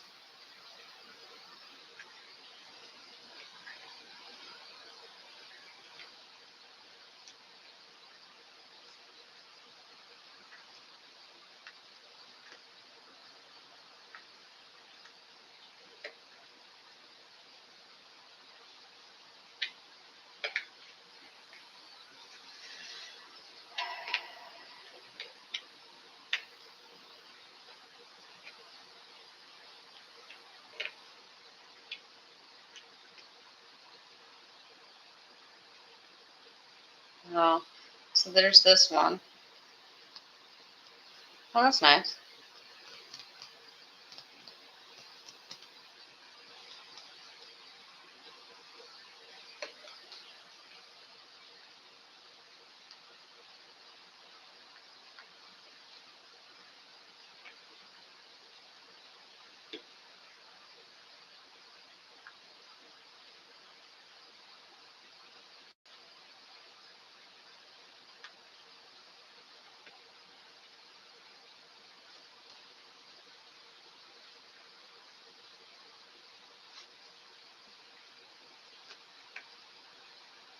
This means this one. So this is this one. I might have it here just to find this one. That's that one. And then the next one, it doesn't have a thing on it at all. I just don't know if it's this one.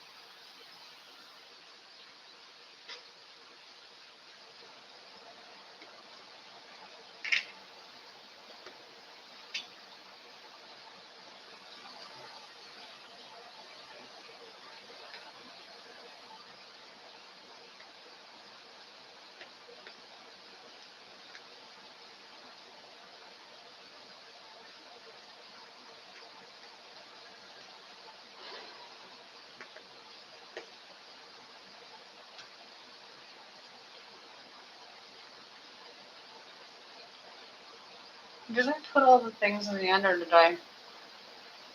Or like, sure you did. Does anyone remember? No.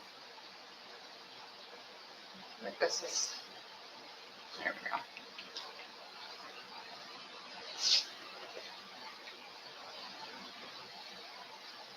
It's always a good sign. That one connects over there. Yay. It's safe to say. Must be Woodland.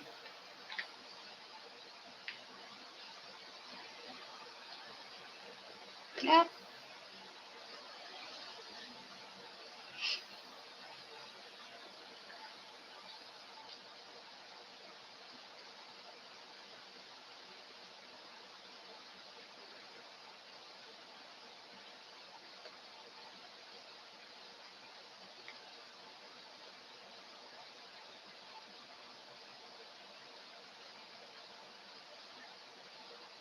Nope.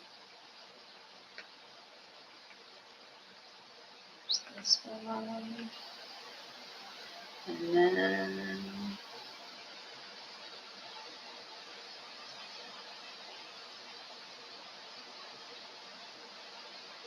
Where's the other line?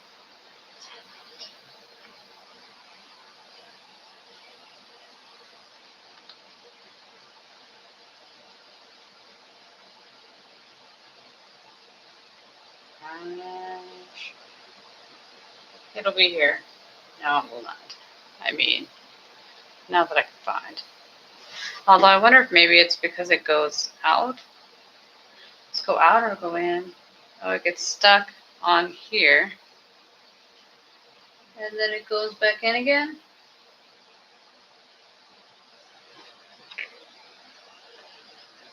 Like that. There's a purpose for everything.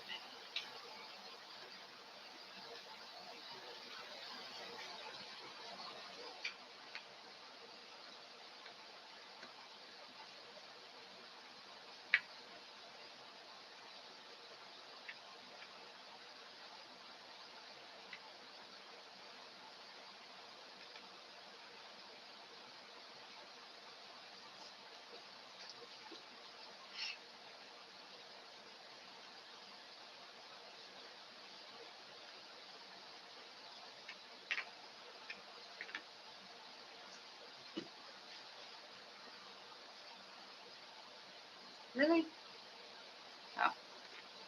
You know what? Yet again, what have we talked about numerous times? I literally cannot see it. It could be right in front of my face. If it's put together with something else, I will magically miss it. I have to say I'm consistently bad at it. Oh. So annoying, so annoying. I got it together in the end. It's okay. Annoying, but okay. And then this one must be here. No.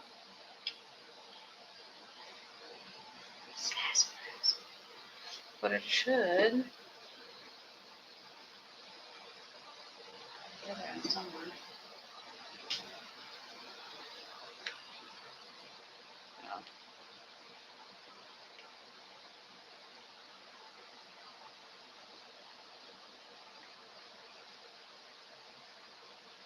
There we go.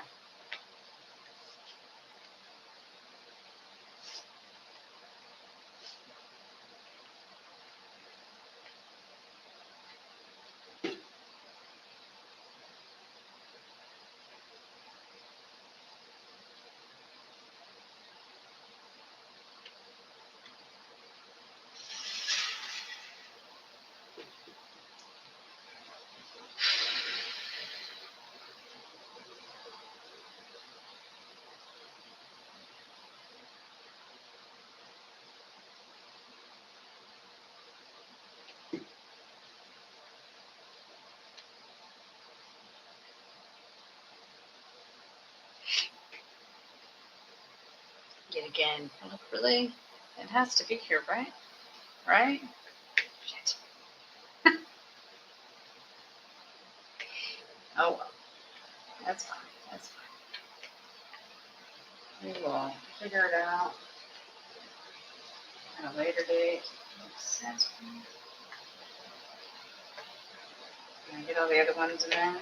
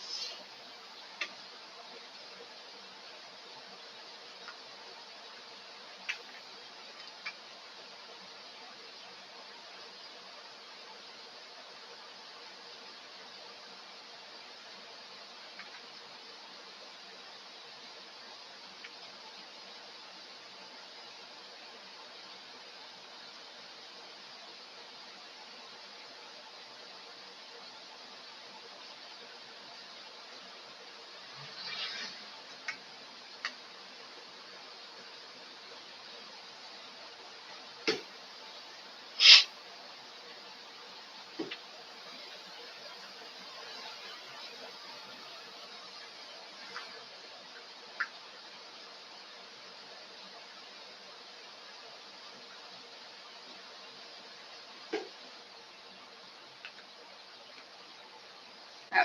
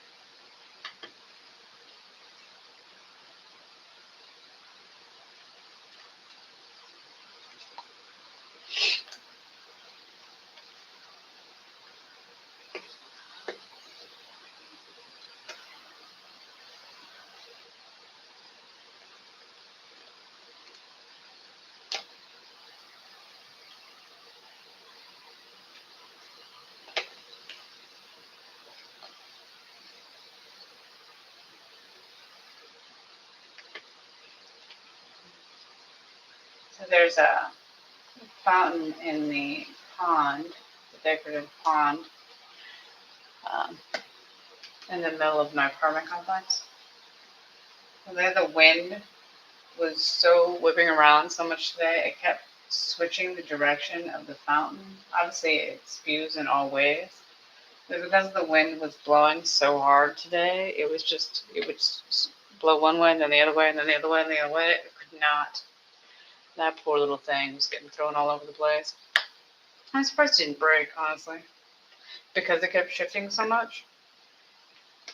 The constant shift to just make it conk out. But it survived, to tell the tale, shockingly.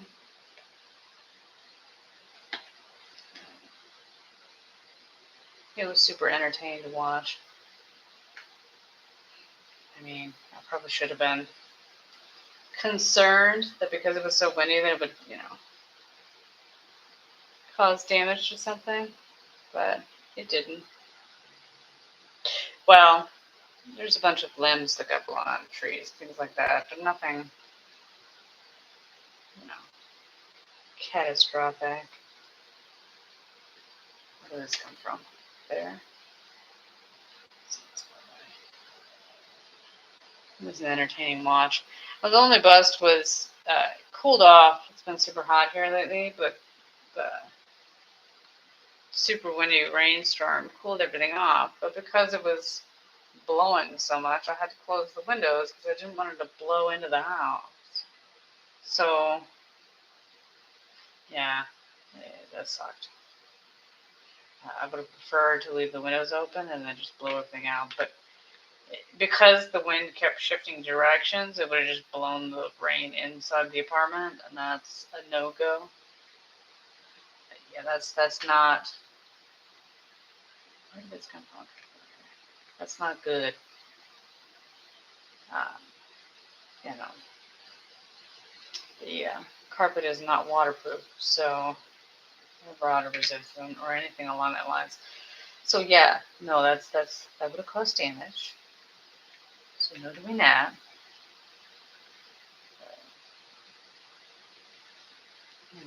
By the time the rainstorm stopped and I opened the windows again, it's not as windy anymore, so it may have cooled everything down outside. The apartment is still hot on the inside. Very disappointing. Oh well.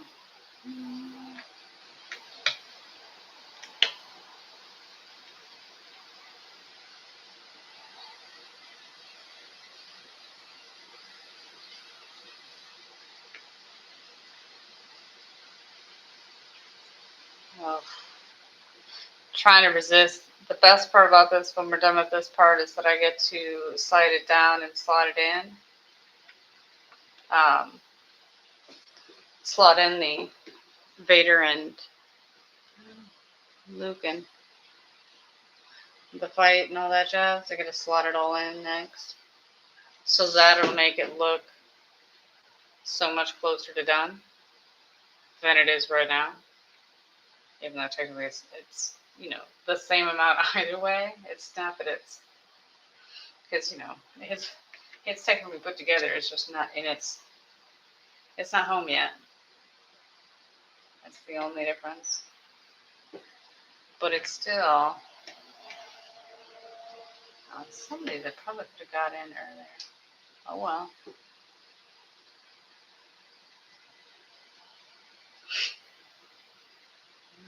Patience is a virtue. It's always a toss-up when you have all these things organized. You're like, should you try to get all these pieces in, or should you put more stuff down and then try to put it in? Because obviously I did not separate it very well. So the odds that those random pieces that'll actually have them, even with the stuff I am able to get in, stuff like this should exist somewhere in some way.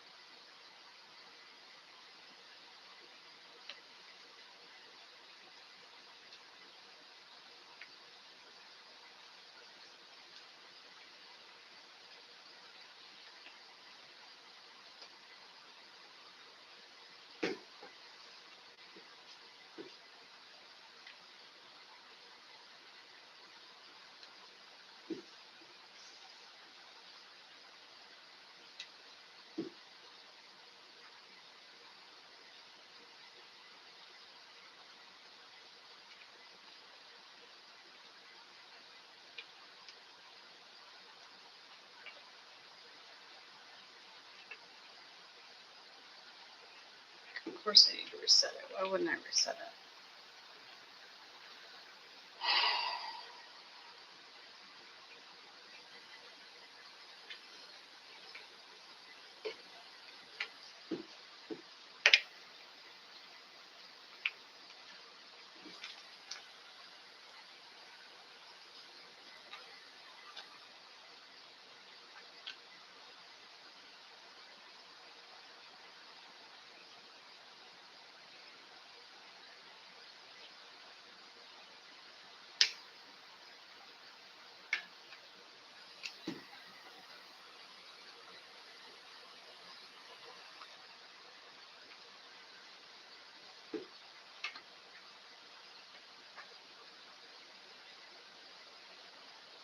Back to throwing stuff in and getting quiet again. It's always standard procedure. When I get in the groove of things, work in absolute silence.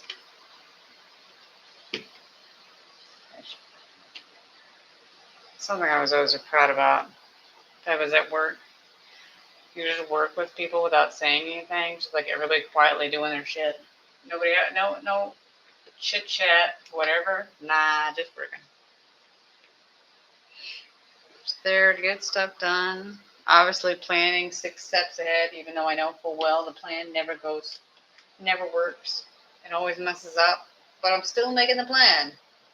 Don't you worry. Always making the plan. Always. Because you never know.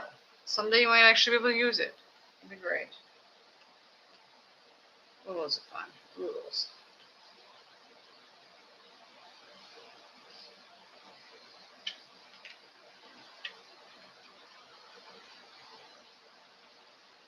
I'm actually surprised I had that one. That was not intentionally done.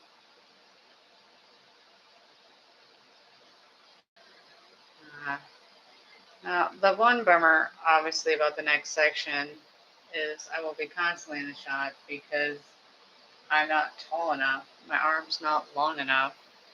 I have to go all up on the board to get stuff put in because I just can't reach anything. Yeah, that's something to look forward to. I really know. But it's something I'll be doing. It's not so much looking forward to it. It's just, resigned to my fate. I feel like some of these exist.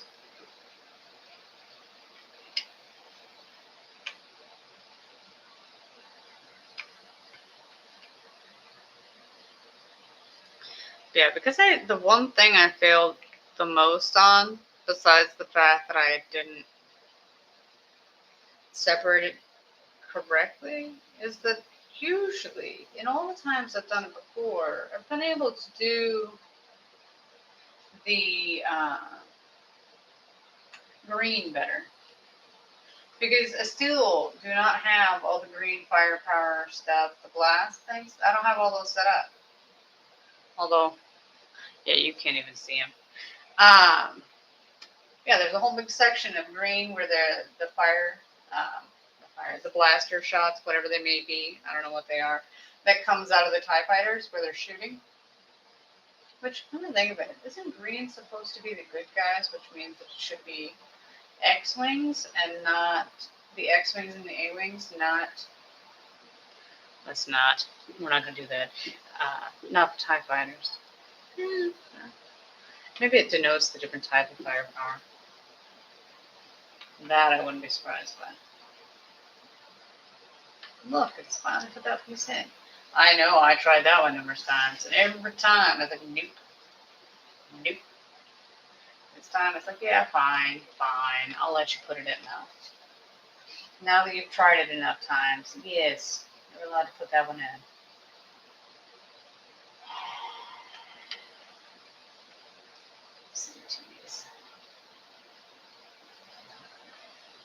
Okay. Do we have this one? No. I feel like we tried this one. I need to slowly but surely go through the sections. I'm trying to go through each one individually, see if this random stuff goes into any of them. Yet again, this should exist. I'm just saying. Yeah. If that's not the theme of this, this should exist. I should have this one. Why is it not here? Why are we doing this? What's wrong with this puzzle? It's clear that it couldn't possibly be. It's totally my fault. It's totally my fault.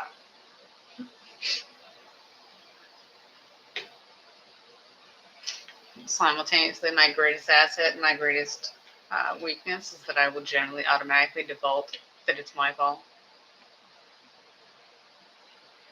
It's both good and bad to look at things that way, but for obvious reasons, like it's not the worst way. You know, I would consider it better than if you were to constantly blame everything on someone else. You know, but also it's not the best way to look at things, honestly.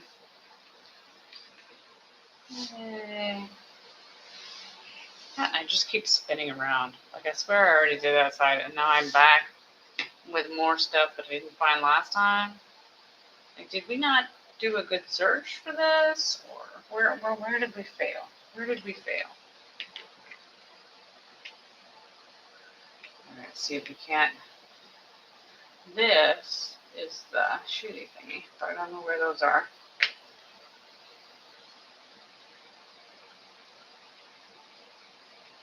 Huzzah. Finally got one.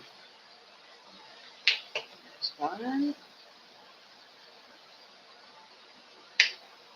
See, yet again, these are TIE fighters, which means I should have put the TIE fighters together before, but I just didn't make myself do it, and then I just kept throwing them back in with the rest of them. So now I got random TIE fighter pieces all over the place that should have already been together, but because I was doing such a terrible job at it, here they are, in my way.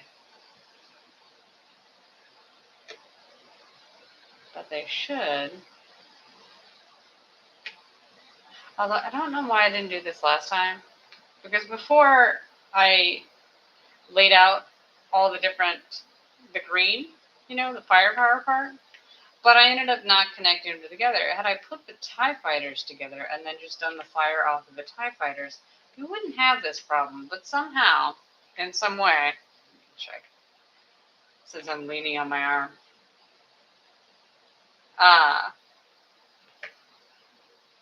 yeah, I'm just causing myself no pain. No. Had you done it this way, we would have already had this crap together. No. Who made these terrible choices? Oh, yeah, that's right. That was you. Shit. Who can you blame it on? Oh, shit. Well, do I have another fire? Oh, look. There is another firepower, which means that one goes there. That's why I couldn't find those. See? Yeah. I love it when a plan comes together. I say sarcastically, as I know no plan has come together so far. It will eventually work out, right? Right? Shit.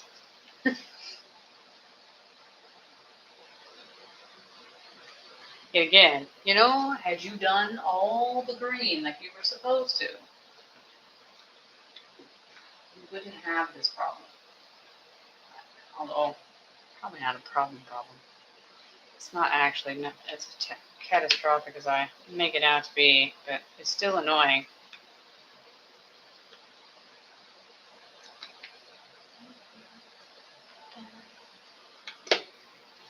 See? Look at that.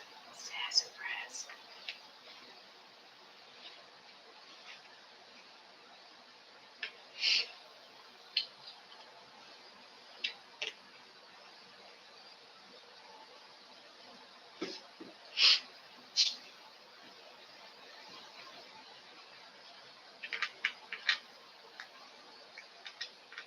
Oh, there we go.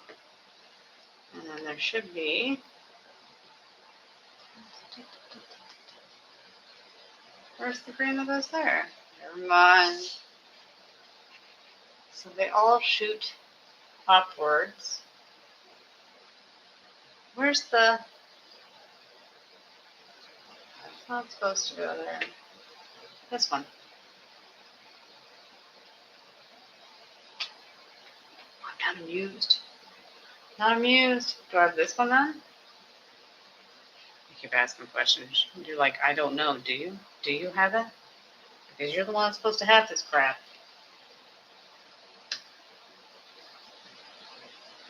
I mean...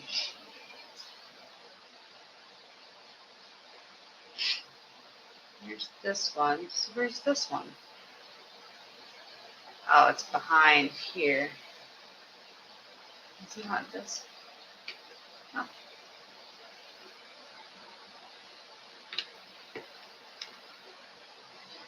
Now, here again, it's always intentional. No, it's not. It's really not. Not even a little bit. No. It's always an epic fail for me at this point. But keep going. Move along.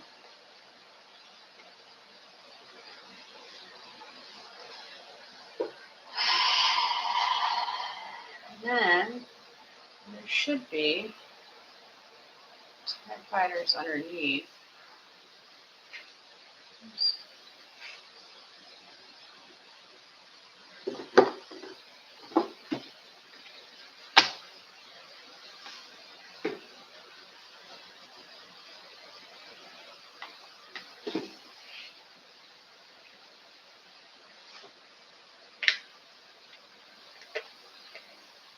Nope.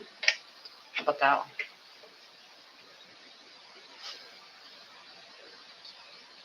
And there should be another one underneath it. I can't tell. These are on that side. They look like a bazillion little ones. Shit. Oh, look, there's this one.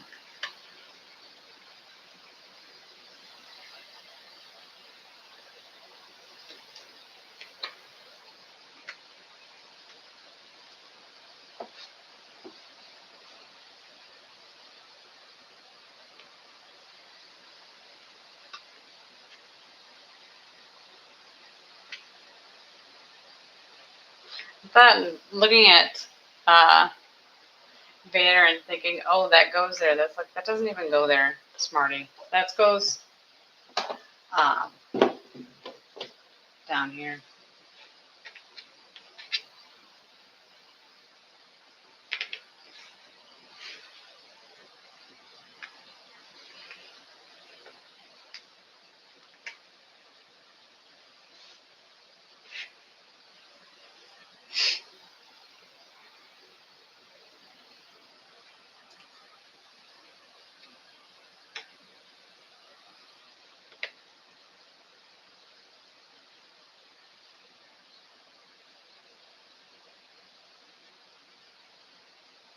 Well, that's a great sign.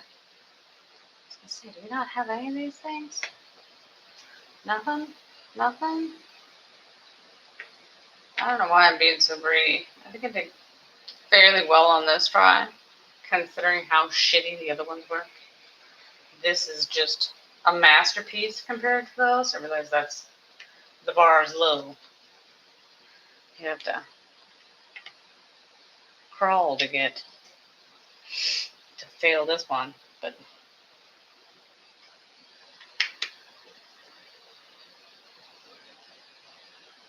still some too bad.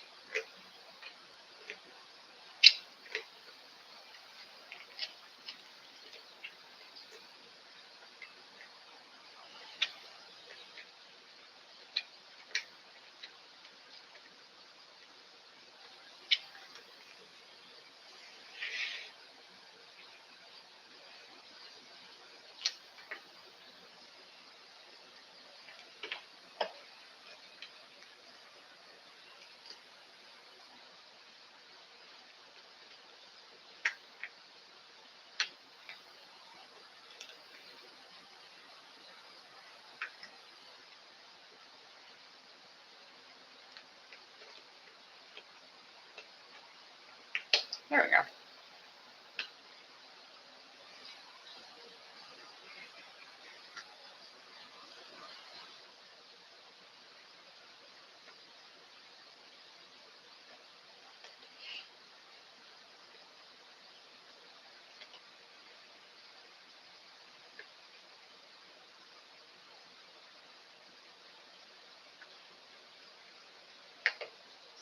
Can't get some of these randoms in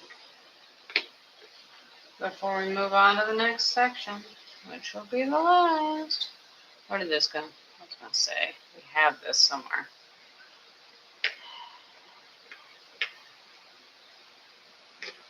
It does actually go that way.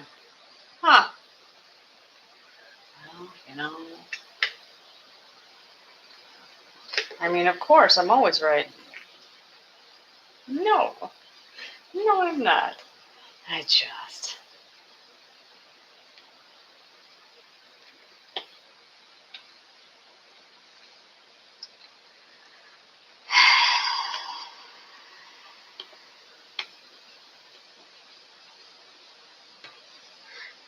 It's slightly amusing that I had a lot of this put together, you know, it was all there, and yet somehow I couldn't find it until I rejigged everything, and now it's magically finding its home.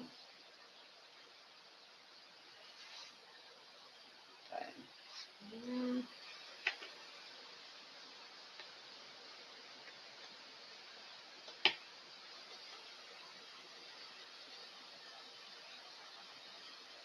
although I was supposed to have specifically, deliberately not done the bottom to save it to do last, but apparently someone failed. You know who that could possibly be. No idea. No idea at all.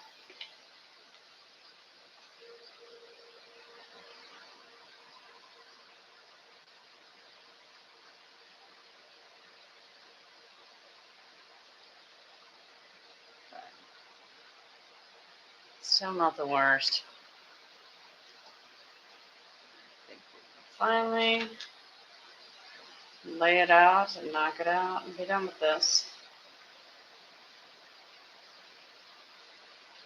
Although, who knows how much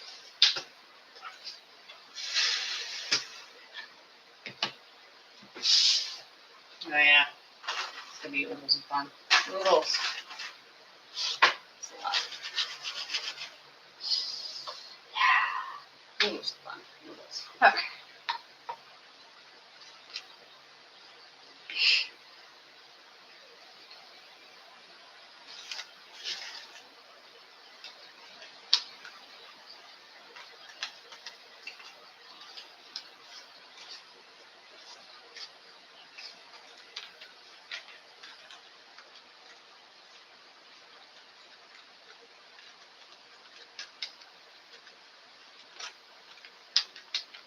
Look, it's a TIE fighter.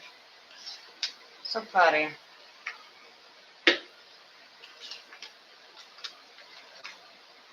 This is the last group that I have to organize. I'm gonna see if we can't. Well, I should have just.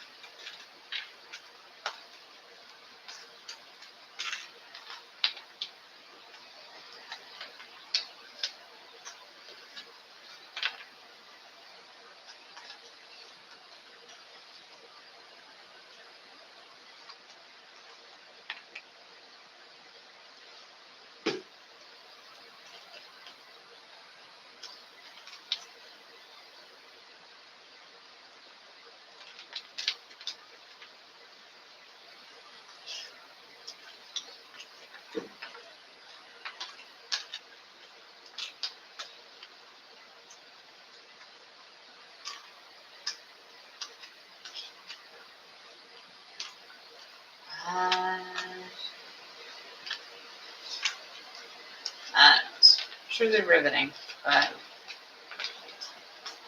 once I get this crap separated, as I debate how I'm going to set it, because as always,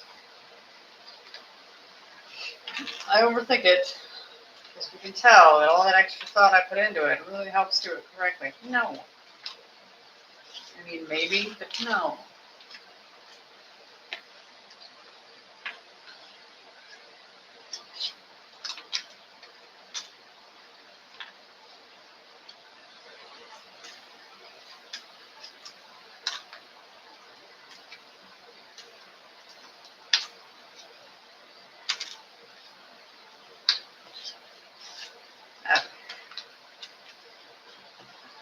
There. How's that?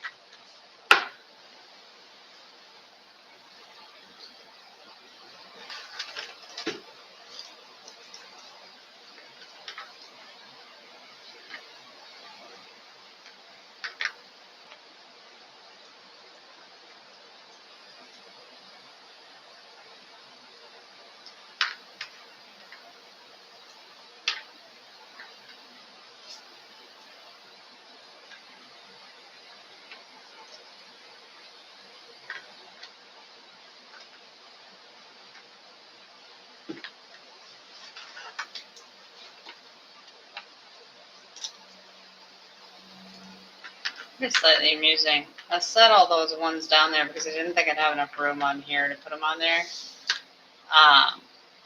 Put them all, put every piece on this one placemat. So I didn't do it, and it'd be slightly amusing if I ended up being able to fit them all on here. At least in my eyes, it'd be amusing. But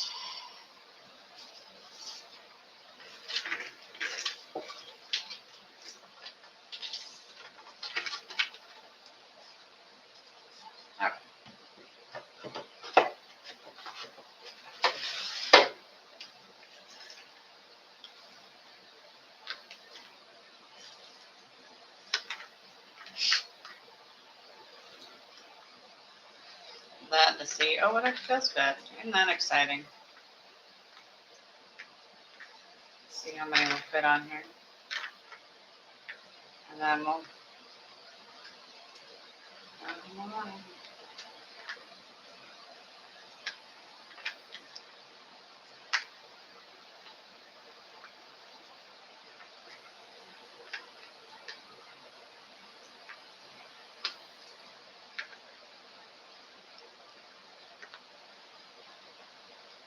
Yes, I'm aware I have ones underneath it. Cross that bridge when we get to that.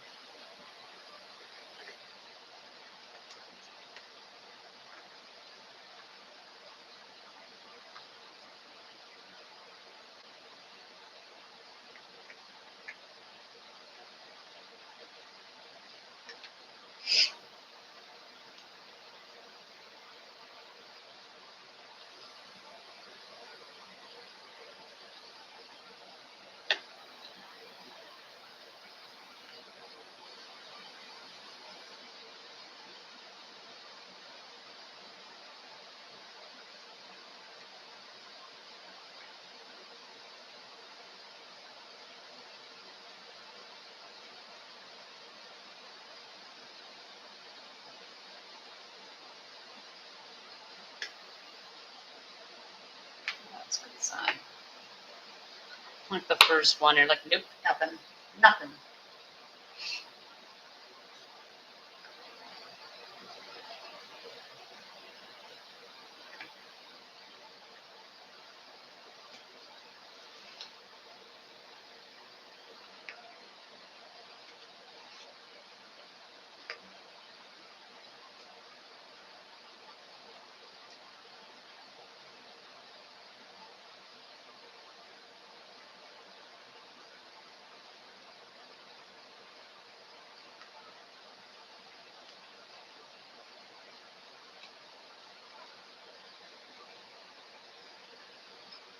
As always, in the shot.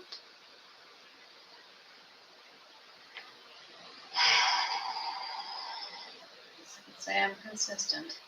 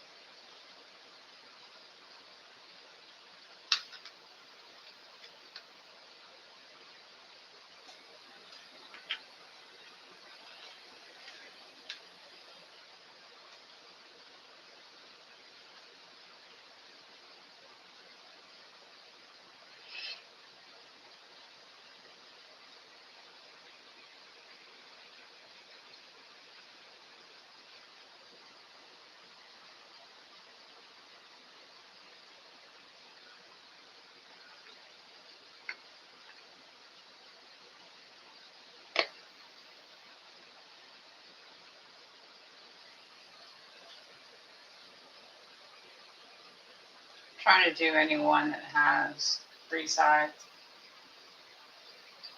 Because one would assume with the 3 sides, number 1, you have less choices. Number 2, you should be able to find it easier. I mean, should. Should is the correct word on that one. Because clearly that's not entirely the case always. But I figured if I'm able to whittle this down, as always, whittle it down to a more manageable number. As I struggle to speak. No. Yes.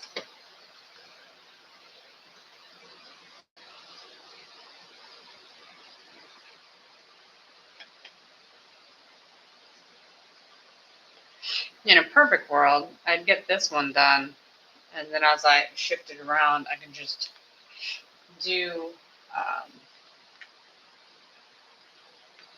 this one sit in the middle, and it wouldn't be sitting on top of anything anymore, and it wouldn't be a problem. The reason why I put this on here instead of putting them all on the board is I like the contrast of the white back of the placemat with the pieces. I feel like it makes it go a little bit faster. So that's what I have to do to get it done quicker. So that's what we're doing. As I keep trying to whittle it down, I'm hoping I get to some point where I can have all the different types of pieces that I currently have on this thing all fit. It'd be great. Like, it would also be great if I could have all of the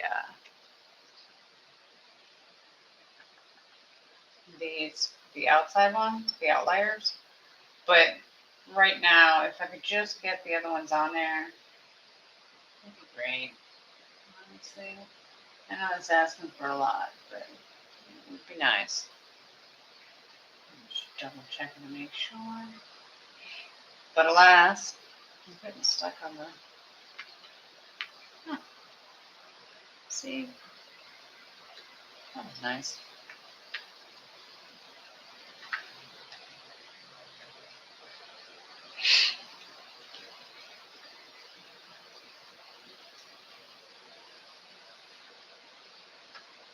As I just keep flitting around. Stick in one section? Why would I do such a thing? I don't know what you're talking about. No, I still don't like that one. What's wrong with that? Whatever. Keep on, keep it on. Because it should be, not only that, it should have on the bottom. Ooh, I'm almost done with that one. Should have darkness.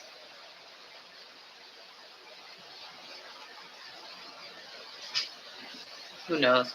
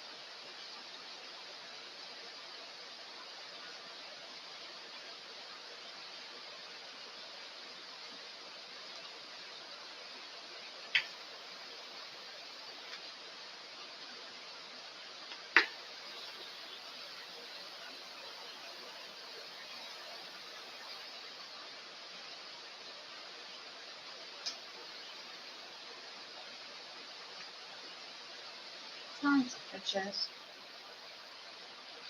It's slightly amusing at this point. Like, hey, you literally have no more pieces left. It is here. It's on this board. I'm going to need you to find it and then put it in the spot. Because we're not doing this dance. Not doing this dance. No, no, no, no. No, no, no, no. You definitely have it. It's definitely here. No ifs, no ands, no buts about it. It does exist. You do have it. You put it in a slot and move on.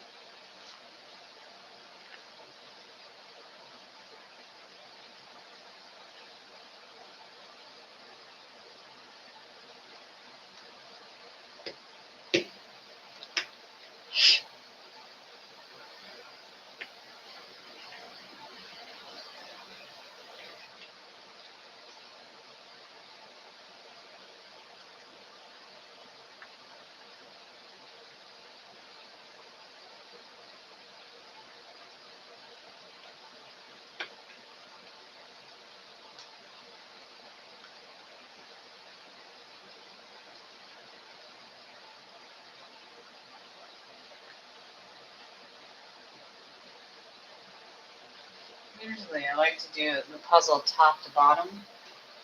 So this is, I really want to go up and do the top and then fill it in and come down. I'm like, you cannot do it that way. Like, it's just not, I mean, technically you can. It's just not the most efficient way. So you're going to have to do it the way you don't want to and just suffer through. Just suffer. You just accept that you have to do it backwards and then call it. It's obviously something I've done in this puzzle numerous times. Because you could just, I mean, technically you could. It's just too messy to do it that way. You kind of just have to accept the nonsense that is leaning all the way over. It's all to save your back the trouble of having to lean all over the board to put stuff in. Because the mold. No, it's the one thing you have to look out for when you're doing puzzles. It's your back. Make sure you're sitting right. Stretching, all that fun stuff. Yeah. Make sure you don't injure yourself.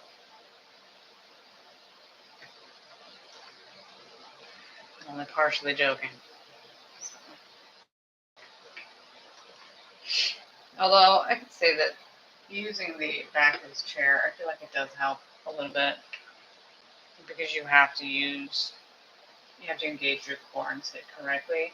I mean, although I am wiggling all over the place, which is actually quite helpful. The only drawback is that I like to hook my foot in the chair, not in the chair, on the leg of the table, which wiggles the table all the time. I had a little bit of trouble with that yesterday, and technically this morning. No, because that's what time we're at now. Oh look, there's the leg that goes with that one. But whittling it down to fancy, fancy, fancy, fancy.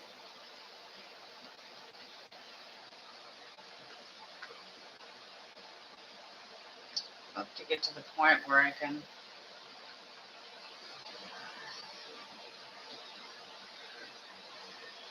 throw one of the other groups onto the. Well, I probably should go this way, not that way.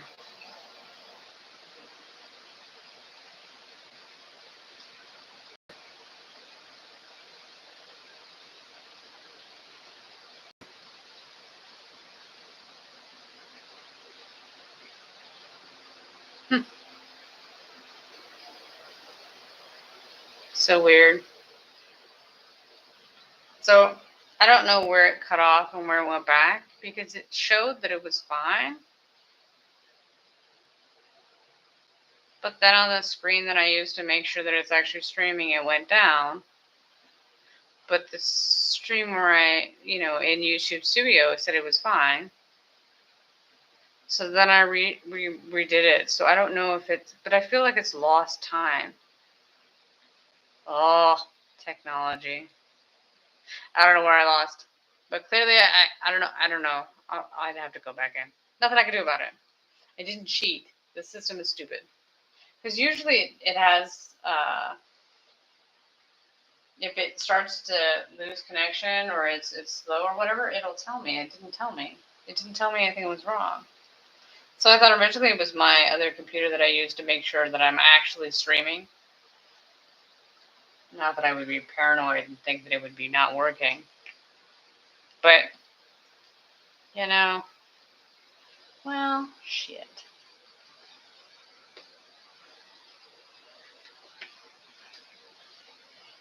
Well, technology. Definitely not going backwards to figure out what's at. But I was talking about Stargate and Farscape. Man, can I just say that when those two shows were on together on Sci-Fi Channel, that was a great time. Because you had two good shows back to back. Your Friday night was set because you're hip and cool, and watching Stargate is definitely what you want to be doing on a Friday night. I mean, it's what I wanted to be doing. I keep it real. It was great shows. If ever you want to watch a well-written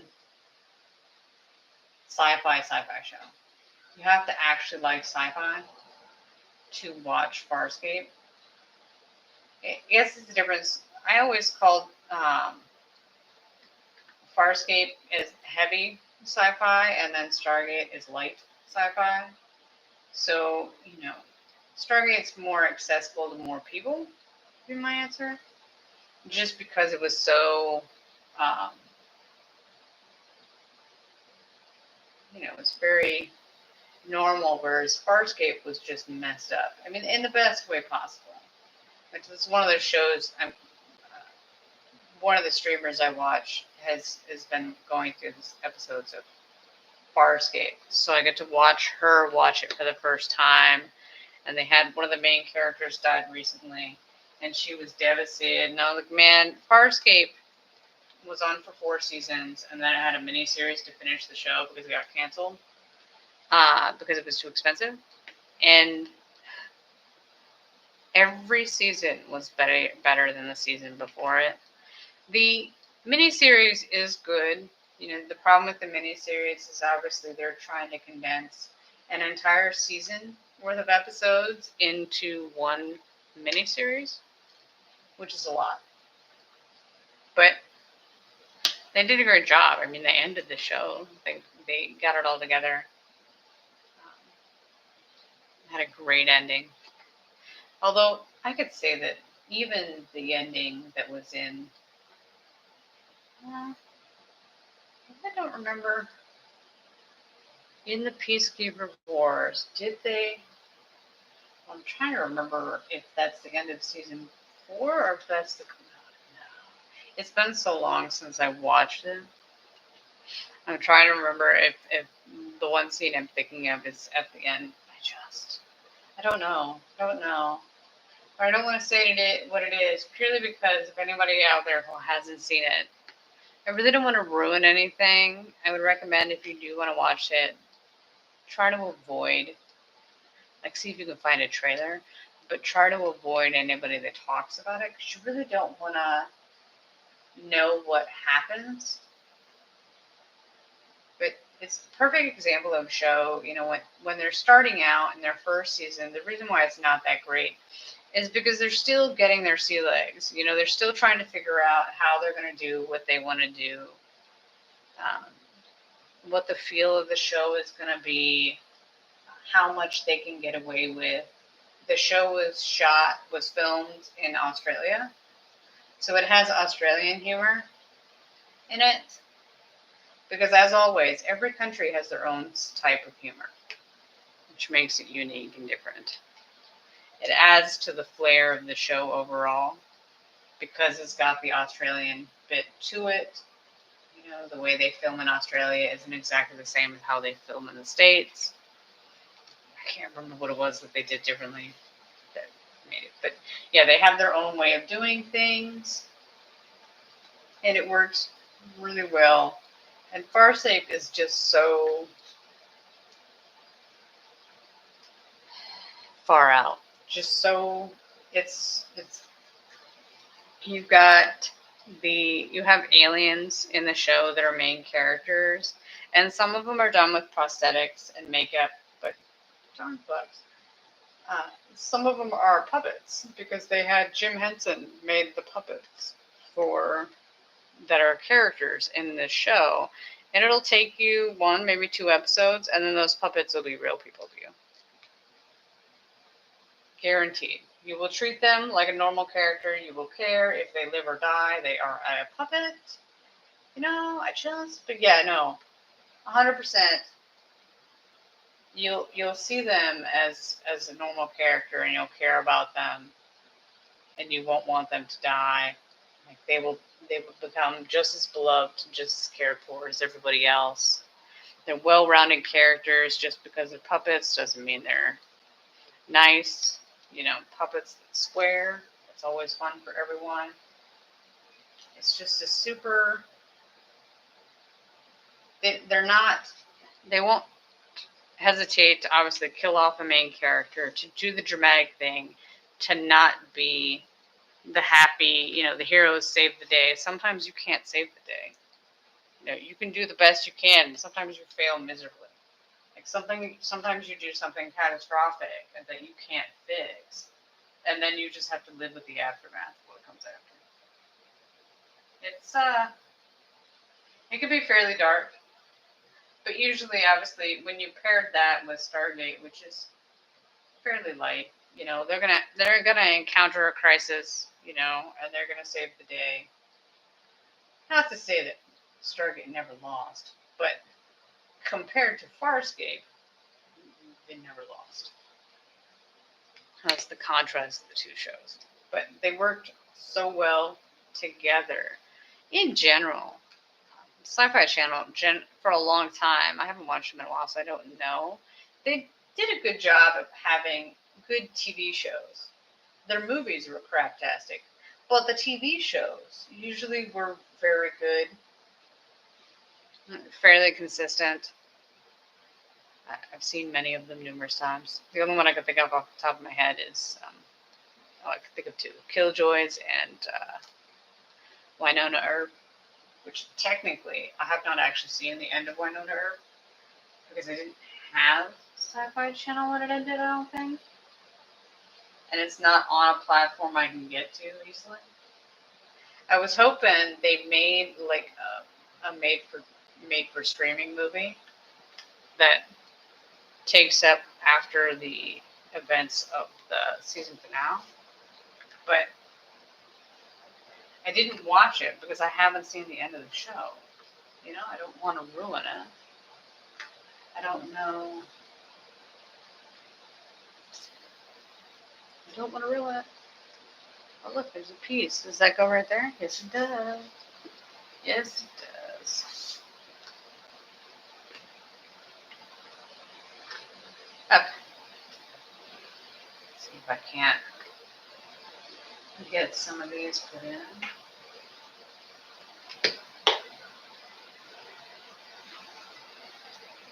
Good. Yeah.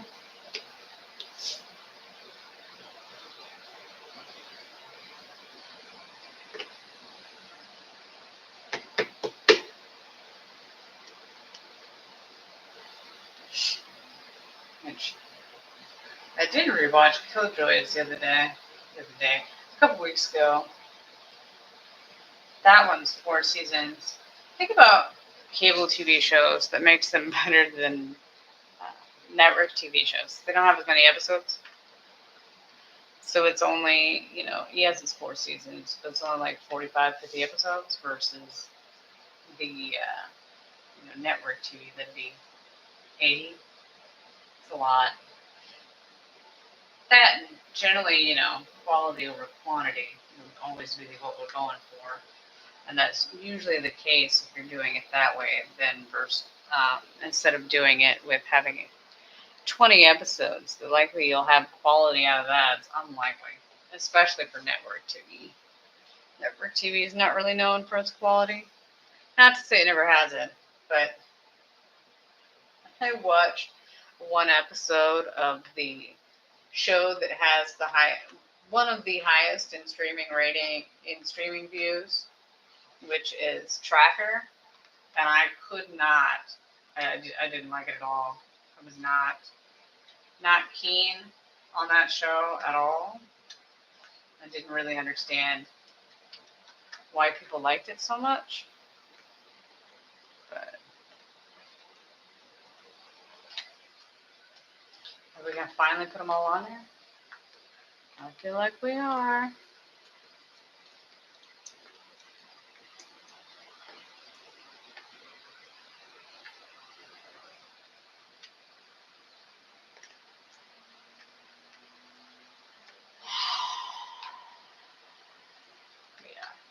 Killjoys, on the other hand, that is a acquired taste.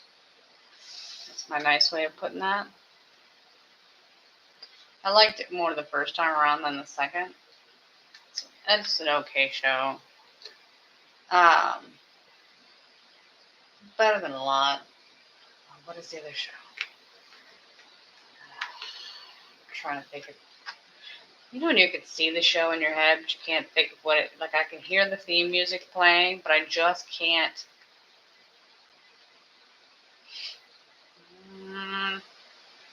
What's the name of that show? But Killjoys, obviously, it's sci-fi. It's on the Sci-Fi Channel. It takes place in space. We got multiple planets and all sorts of crazy stuff. But the problem with that one, I don't know if their story was always meant to be what it was, or it got super complicated and super weird, and the way they ended it was not, like, the villain wasn't completely defeated. So basically they lost. I mean, you partially won, but you also lost. I don't know. Kind of left disappointed because the big villain, technically you killed the queen, but the hive is still alive. Like, I don't know if the hive is still alive. There's still, aliens out there doing terrible things elsewhere. So literally they ended it by saying, hey, we're going to go out and find some more. I'm like, so you didn't actually get the job done, did you? You didn't actually finish it. People are still out there dying. I don't know. It was a weird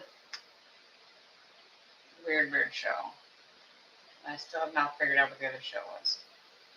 Yeah, sometimes they go a little bit sideways. Like you start out good, and you're like, that's great, and then at some point you've reached the I've committed. I've spent too long watching this show, and now I have to finish it because you figure you're almost done. Also, a fault I have when I'm choosing shows or when I watch shows is sometimes when you're watching something, it's a train wreck. It's sometimes not only do you have devoted enough time and energy into it, like you want to see it to the end, but also you're kind of waiting to see if they can fix what's wrong with it. Like, can they land this plan? Can they do a good job of reconciling the hot mess that it has become? Now, obviously, with certain shows, you're like, yeah, no. At some point, you can acknowledge that this is not going to happen. This is not going to get fixed. And then you just cut bait and run away. Like, we're done here. Like, we can't fix this. This isn't going to end well.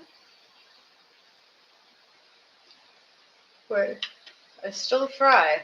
I'm like, maybe, just maybe, they'll do a good job. No, they will not. No, they will not. I'm just going to do something else. Don't do these anymore. But I'll still devote the time to it. That usually there's something that I'm watching, some character that I like. You have to have somebody that you care about enough to want to spend the time to see if they can fix it. That one character that you liked, cared about.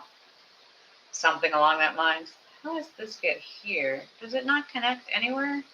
Does it not connect here? Yeah, Jesus. Okay.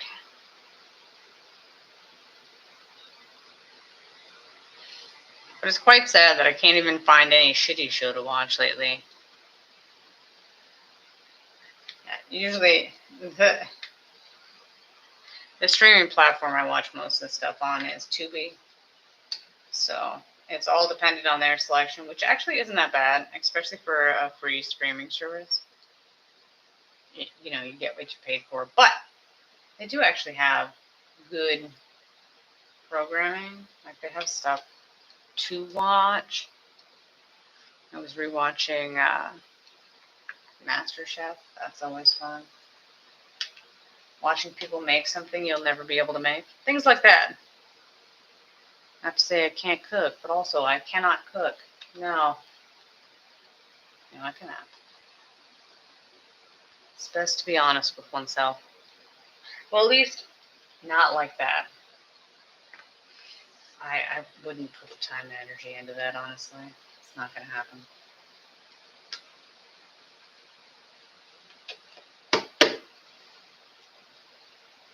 Yes, if I pat it, it'll go in better.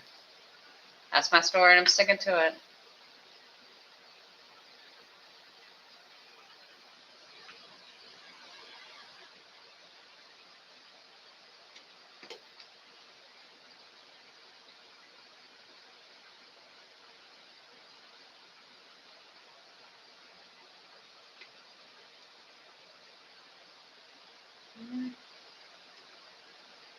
As I keep killing those fucking bugs.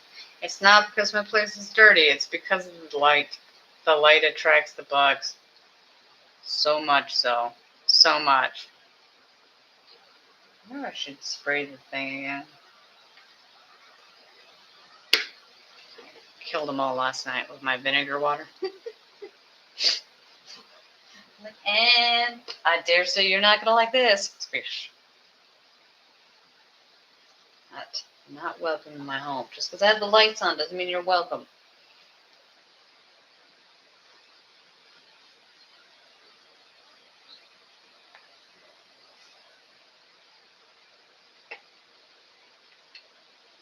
Just saying. And again, I pay attention.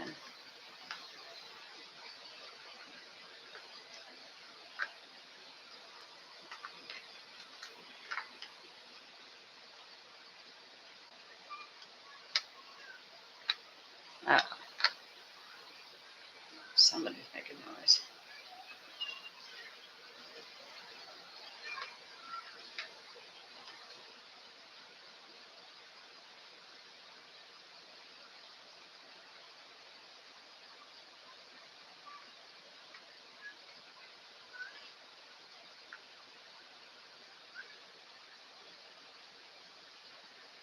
That's the true question. Are they outside or inside? So that's their inside voice and they're out loud. Although I dare say you probably can hear them. Oh no, they're outside.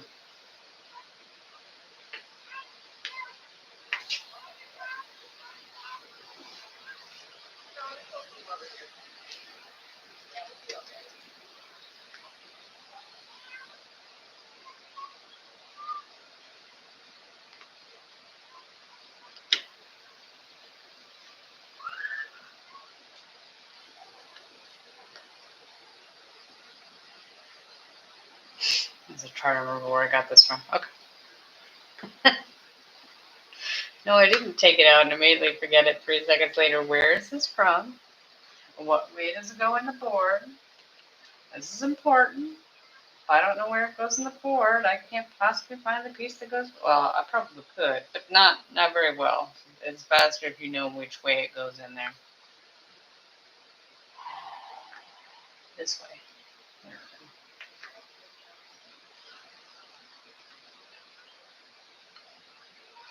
It's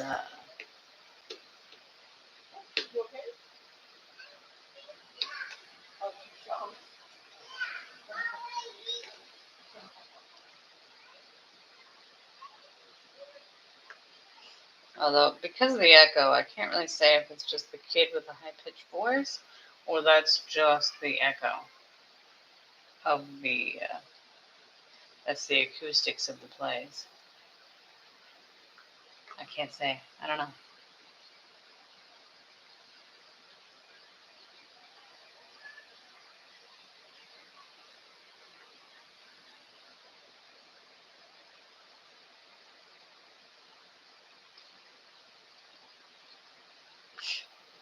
Say it must exist. We've been through this. You don't have any other pieces left. It has to be here. Fine, now, be that way. Just like this one. The bane of my existence. It must appear from nowhere. Just keep reminding myself, you're almost done. You're almost done. There's literally all the pieces you have. Never mind. Just because you can't find those.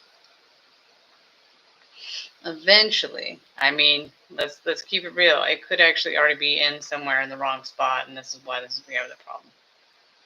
So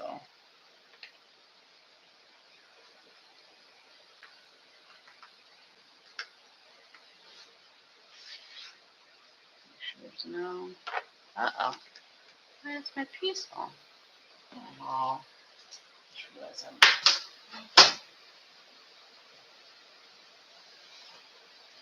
that's sad. Oh well, just disclaimer. They come up easily.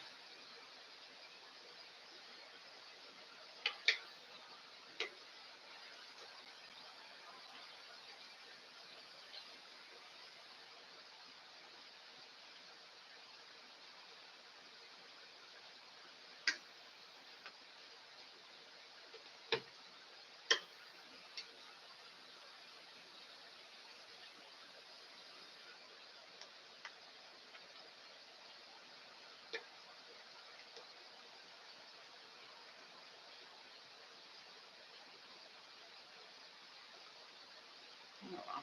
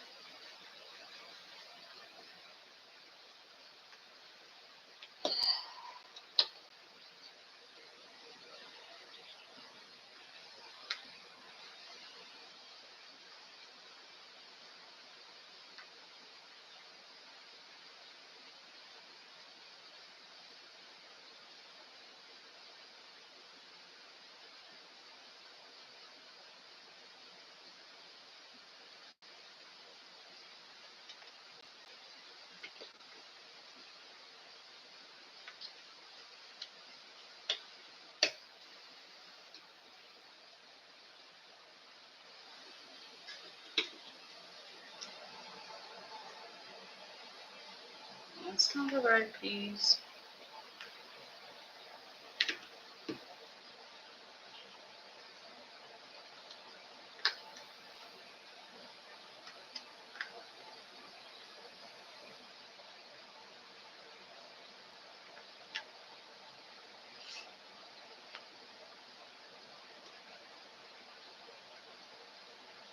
Stupid little green bugs.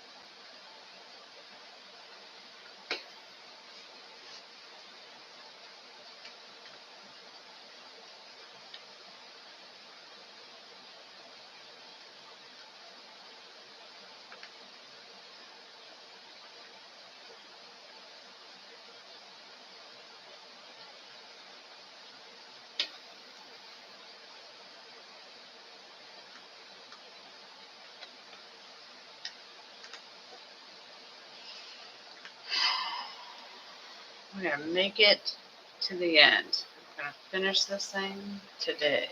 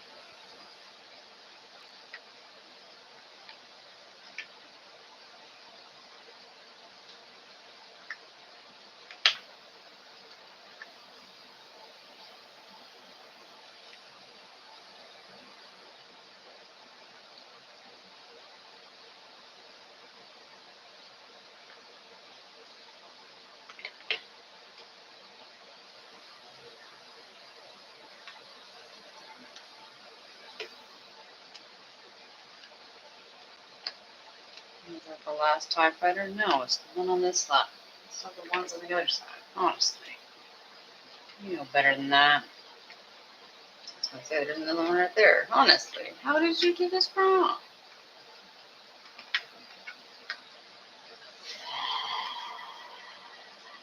And now they're all together.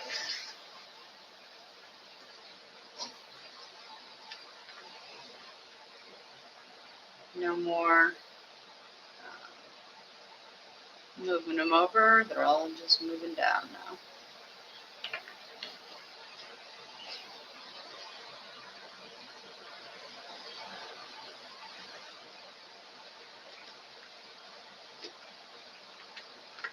Well, I say that, and then I realize I haven't have all those over yet. Closer.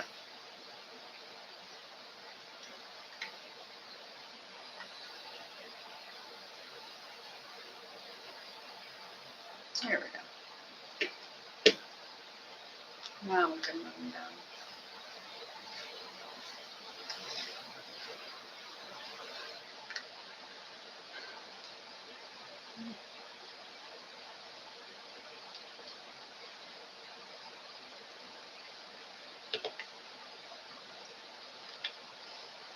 I guess I should recommend a show. Probably Farscape would be the show I recommend, purely because it's easiest to get to. Farscape's available for free to stream on YouTube. So it's one of their free shows. So you can watch it there. Although the drawback obviously is the first season is the worst season. So it's the one that drags the most.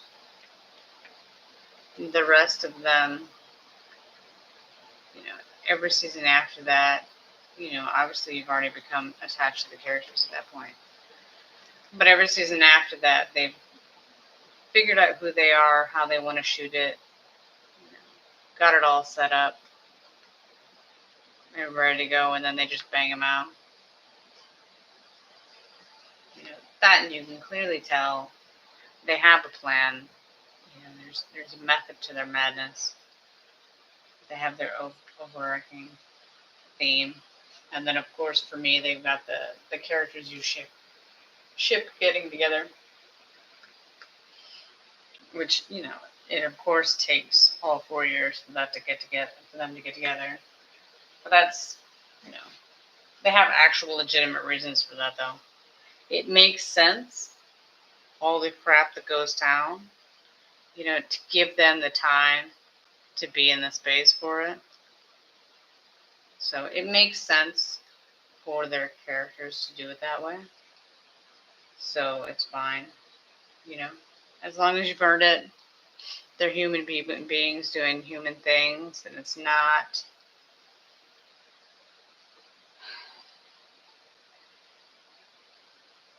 the shitty kind of show that, just drags it out just to drag it out, whatever. Like well, they do, but it's part of the story. It makes sense. It's fine. It's fine. But also, lots of different characters to get to know, different worlds, different languages, crazy stuff. I mean, literally the ship they travel around in space on is living. So the ship is its own character in the show as well. There's so much, the imagination that went into that show to make that world, to make all those different characters. The budget constraints that they had and all the things they achieved, some of it obviously when you look at certain special effects looks cheesy, but the show came out in the early 2000s. So they had the technology they had, but they also, with their aliens, because they're practical effects, they're just beautiful. You can tell the amount of money they put into it. That, I still don't understand how special effects is, it has to be more expensive than the practical version. If you can, I mean, obviously in certain scenarios, if ever there was a time to use it as an excuse to not use practical effects, Farscape would be it. But instead they did the practical effects and it worked great. Okay. And now it'll be in this camera even more. Huzzah. No. Can't get this one before I put it in. If I can get the ones all the way at the end, maybe I won't be in the camera as much. That's the story we're going with. Oh, I already find that's fast. The ones that went in the other end. It goes this way. Yet again, what do I fail at? I fail at orientation. To orientate how the piece goes into the board, I don't know. It's an issue that I have. I acknowledge that. Like I have to flip it around. I need it to be in the same way that it'll be in the puzzle. It's also the same thing, especially more so with Legos, because that's even more complicated because you're following the directions. So you need to put the block in the right way. Not that I would ever put a block in incorrect. Except for that one time. And by one time, I mean all the time. But, yeah.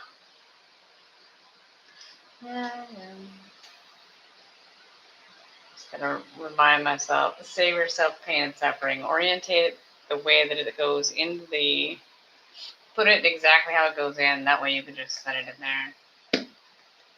Save yourself the trouble. Unless you forget. I've done that too. Where you pull it out and you move it around or something, and then you can't figure out not only how it's orientated in the thing, but where it goes. Yeah, those are fun times had by all. More so me than anybody else.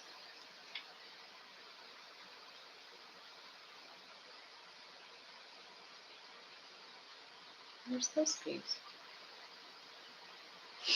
Okay, kids. I was going to say, it must exist. We literally don't have any other options.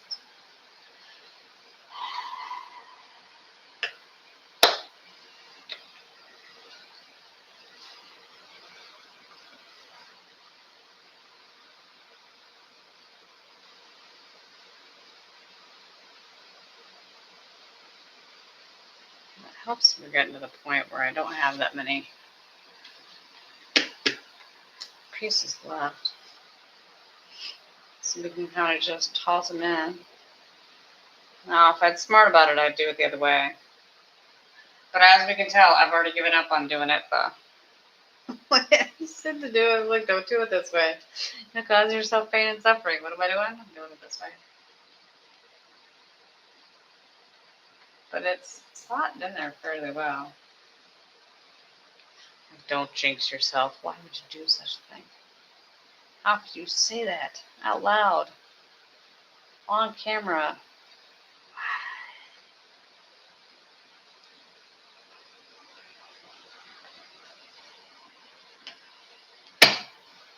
Ain't that pretty?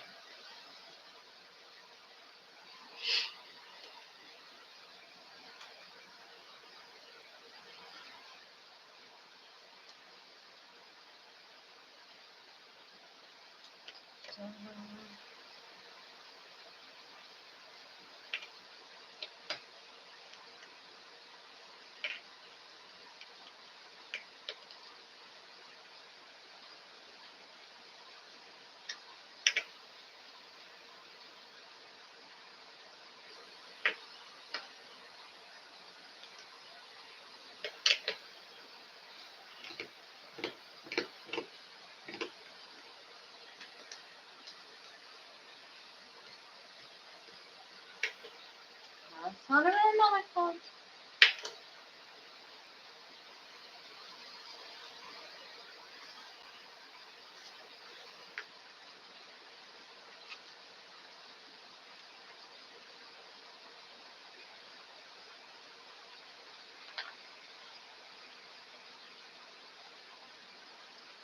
As always. Did I need to move them down so they were more organized? No. Also, yes. Yes, I did. Yes, I did. But look how few pieces there are left. How exciting is that? It's very exciting. It's very exciting. Trying to find a piece without actually having to hold it. That's how we do it.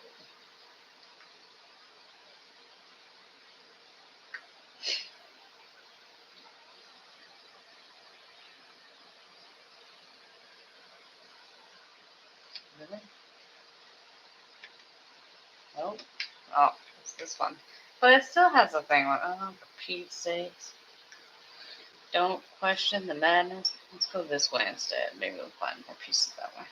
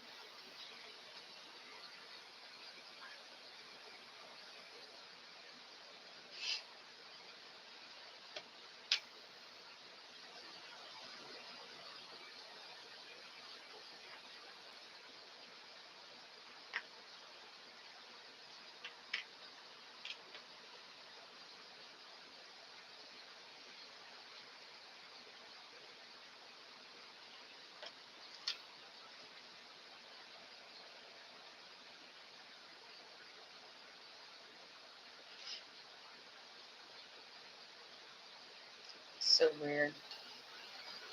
Yet again, it should exist. If you don't have any other, oh, just keep going, keep going. You don't have any other pieces.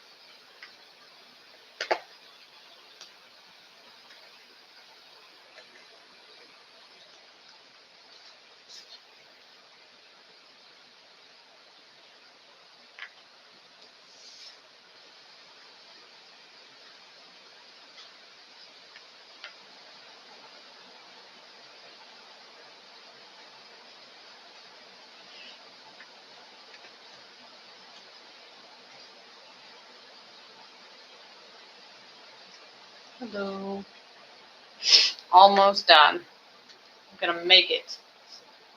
I mean, I hope so. Although I just looked for this piece. Did I find it last time? No, I didn't find it. Well, crap. There aren't that many pieces left. It has to be here. Has to be here. As long as my stream doesn't go out again. Yeah, I'm gonna have to put a comment on this when I'm done. A little disclaimer, like, hey, I'm pretty sure this thing went out at some point, and when it did, my bad. So there's a chunk missing. I don't know if it, because last time I had it, when I closed it off, the time I had, like, I feel like it just cuts the time. So it'll just skip when it gets to the part that didn't work. But I still feel like I'll have to put in some sort of disclaimer saying, hey, you know, the system went weird. It didn't tell me it wasn't connected. It acted like I was on. I mean, I'm not great at it, but it did not give me your standard. Usually when you're not connected, it actually doesn't tell you you're not connected. What it says is that it's the connection isn't great, which is code for you're not connected at all. But they can't possibly just tell you that. They got to say you're not connected great. So if you don't reboot it yourself, it'll just be not connected for who knows how long, which is ridiculous, but also amusing. Man, I think the thing I'm looking forward most to this is not getting finished. It's turning off the light because the bugs.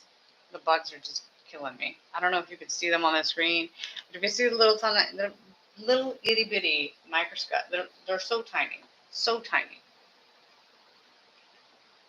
But they all just want the light. The light. I realize I could close the window, but I want the air. So, no, you must choose.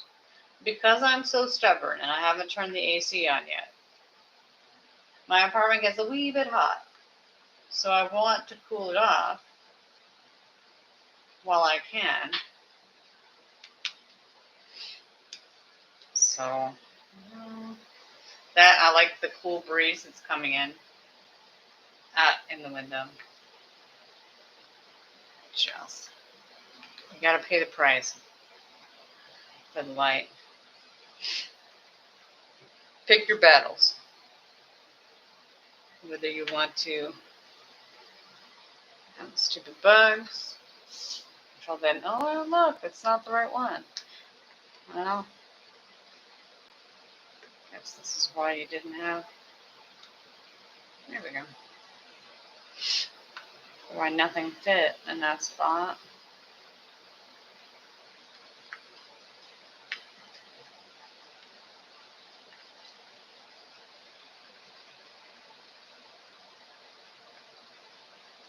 Yeah. Oh, that's not even really close on it. What are we doing here? How are we doing this so badly? I guess at least these are more distinctively wrong. Because earlier I was doing them wrong and not figuring it out for a while. Now at least I'm faster at it. At finding my mistakes. I'm going to blame it on the puzzle. Because why not? I mean, it's me. Partially. That's the thing there. You should easily be able to see when you don't have it in the right spot. I guess somebody else the person that's better at it than me, might be able to easily tell. That's the sure. Yeah. Where's this one? There's that one.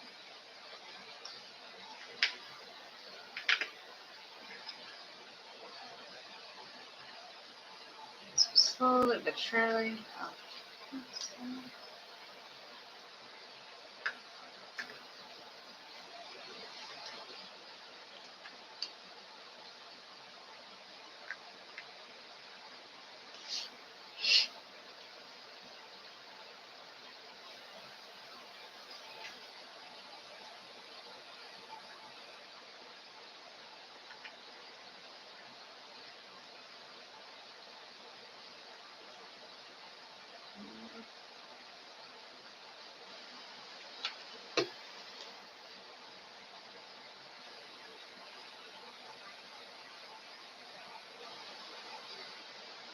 close to the end. I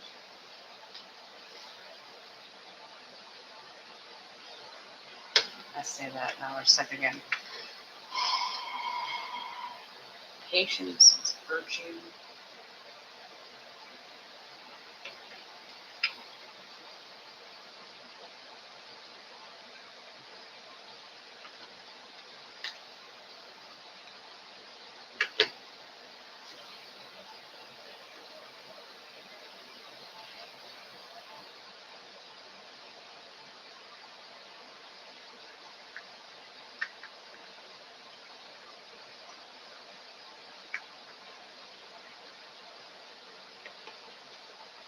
Okay.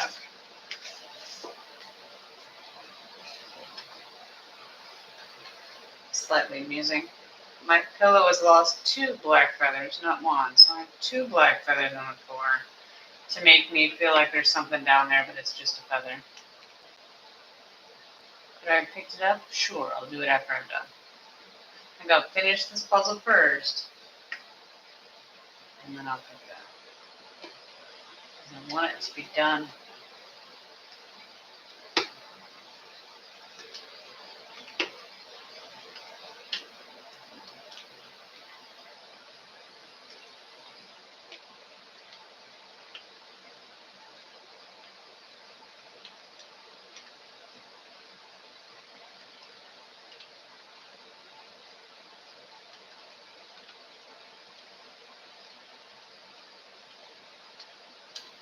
Slightly amusing that when I was down here before and couldn't find anything, like just fail, fail, fail, and then you get to the end, you're like, and this one goes here. Like, really? Seriously? This whole time? Failed over and over and over again, and now all of a sudden you get in there?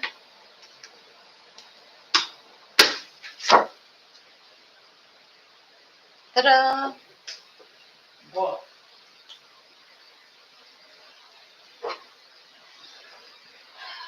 There is my 2,000 piece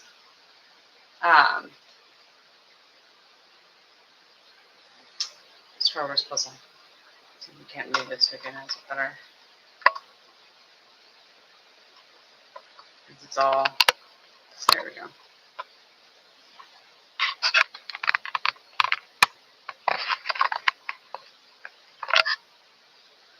I don't know if it's a better shot. I tried. There's my Vader and Luke, and then there's the big Vader, the meditation chamber, the AT-ATs, that's what I'm calling them. I'm pretty sure it's, what's the S stand for? There's AT, whatever. The TIE fighters, and then the 4 Superstar Destroyers. I'm proud of this. It only took me 4 hours to finish, so yeah. Once you get the shitty parts out, I guess where I failed in this one is if I had used the placemat at the beginning to put those other pieces on, I probably would have done better to have the black on the side and then just fill it in as you go instead of doing one and the other. That probably would have made it better because I would have had both out at the same time. But as all things, because this is a 2,000 piece puzzle, space. Anything above the 1,000 piece puzzle, space is what causes you the most problems. How big is your workspace? How can you move it around? You know, especially because I like to lay my pieces out. That makes it a bigger problem. But yeah, space is the worst. Well, yeah, it's a very nice looking puzzle. I just say so myself. Yes, it's starting to come apart. This little piece right here, it's starting to come apart. You can tell that that's supposed to be black, but it's the brown from underneath that's peeling up. Yeah, that's the one drawback. This is a buffalo puzzle. So the more you do it, the more it's going to fall apart is my answer. Although that's puzzles in general. It's not just this one. The one thing I forgot, I don't think I mentioned on this one video or any of the videos in this stream, if you do get one of these puzzle boards that I currently have, the wooden one, the thing to remember The table that the puzzle board is on is wood. Do not put your puzzle board directly on the wood. It will scratch the wood if you move the puzzle board around. I obviously have those scratches on the table to prove it. I was not amused. It's because this is the one that folds up. I guess if you have the Lazy Susan one, which I don't really understand why you'd want a spinning puzzle board, but if you have the one that folds up so you can have it at a 90-degree angle, 45-degree angle, that's right, it's 45. So you can have it at a 45-degree angle. You need to be careful because it has metal pieces to lock the thing when it's down. And those metal pieces come out farther than there's little like rubber pieces on the corners to keep it from moving around too much. The metal pieces are down lower, so it will cut your table. So keep that in mind. I have my old chalkboard that I've put puzzles on since I was a little kid underneath it, protecting the table. Although I am genuinely concerned for my chalkboard for sentimental value reasons. But it's better to use that for this if you're not going to get it done. You know, the one perk of having this board, if you don't finish the puzzle in one go, to be able to pick it up and move it, although it is very heavy, I probably could have just done it on the plastic piece instead. That probably would have been a better idea because then I could just pick up the plastic piece easier. But the problem with that is obviously it's more bendable, so the pieces will move versus this one. It's very sturdy. It's not going to move unless you tip it, which I did do. Thank you for watching me put this puzzle together. I doubt many people will get through all 3 videos because it's really, really long. But I really wanted to do the puzzle, and also I was curious to see how it would work out. As always with this one, even though I know it should take longer, I still for some reason think I'll be faster at it, and I never am. I mean, this one moved much quicker because there was a considerable amount that was done today. But, you know, it's always interesting to see how fast it just comes together at the end. Because most of this was done, and this was done today. I don't know. But thank you for watching. Please like, comment, subscribe. When you subscribe, you don't even have to turn notifications on. Heck, you can even turn them off so you can just be a subscribed member, but not actually get the notifications. That'd be great. Because honestly, if it's a streamer I like, I don't really need the notifications. I will look for their videos no matter what. I mean, not everybody's like me. But thank you for watching. Have a great rest of your day. Hopefully you had a great day today. Hopefully this was remotely interesting to watch. I don't know. Teach his own. Hopefully you'll come back later. I'll see you again next time.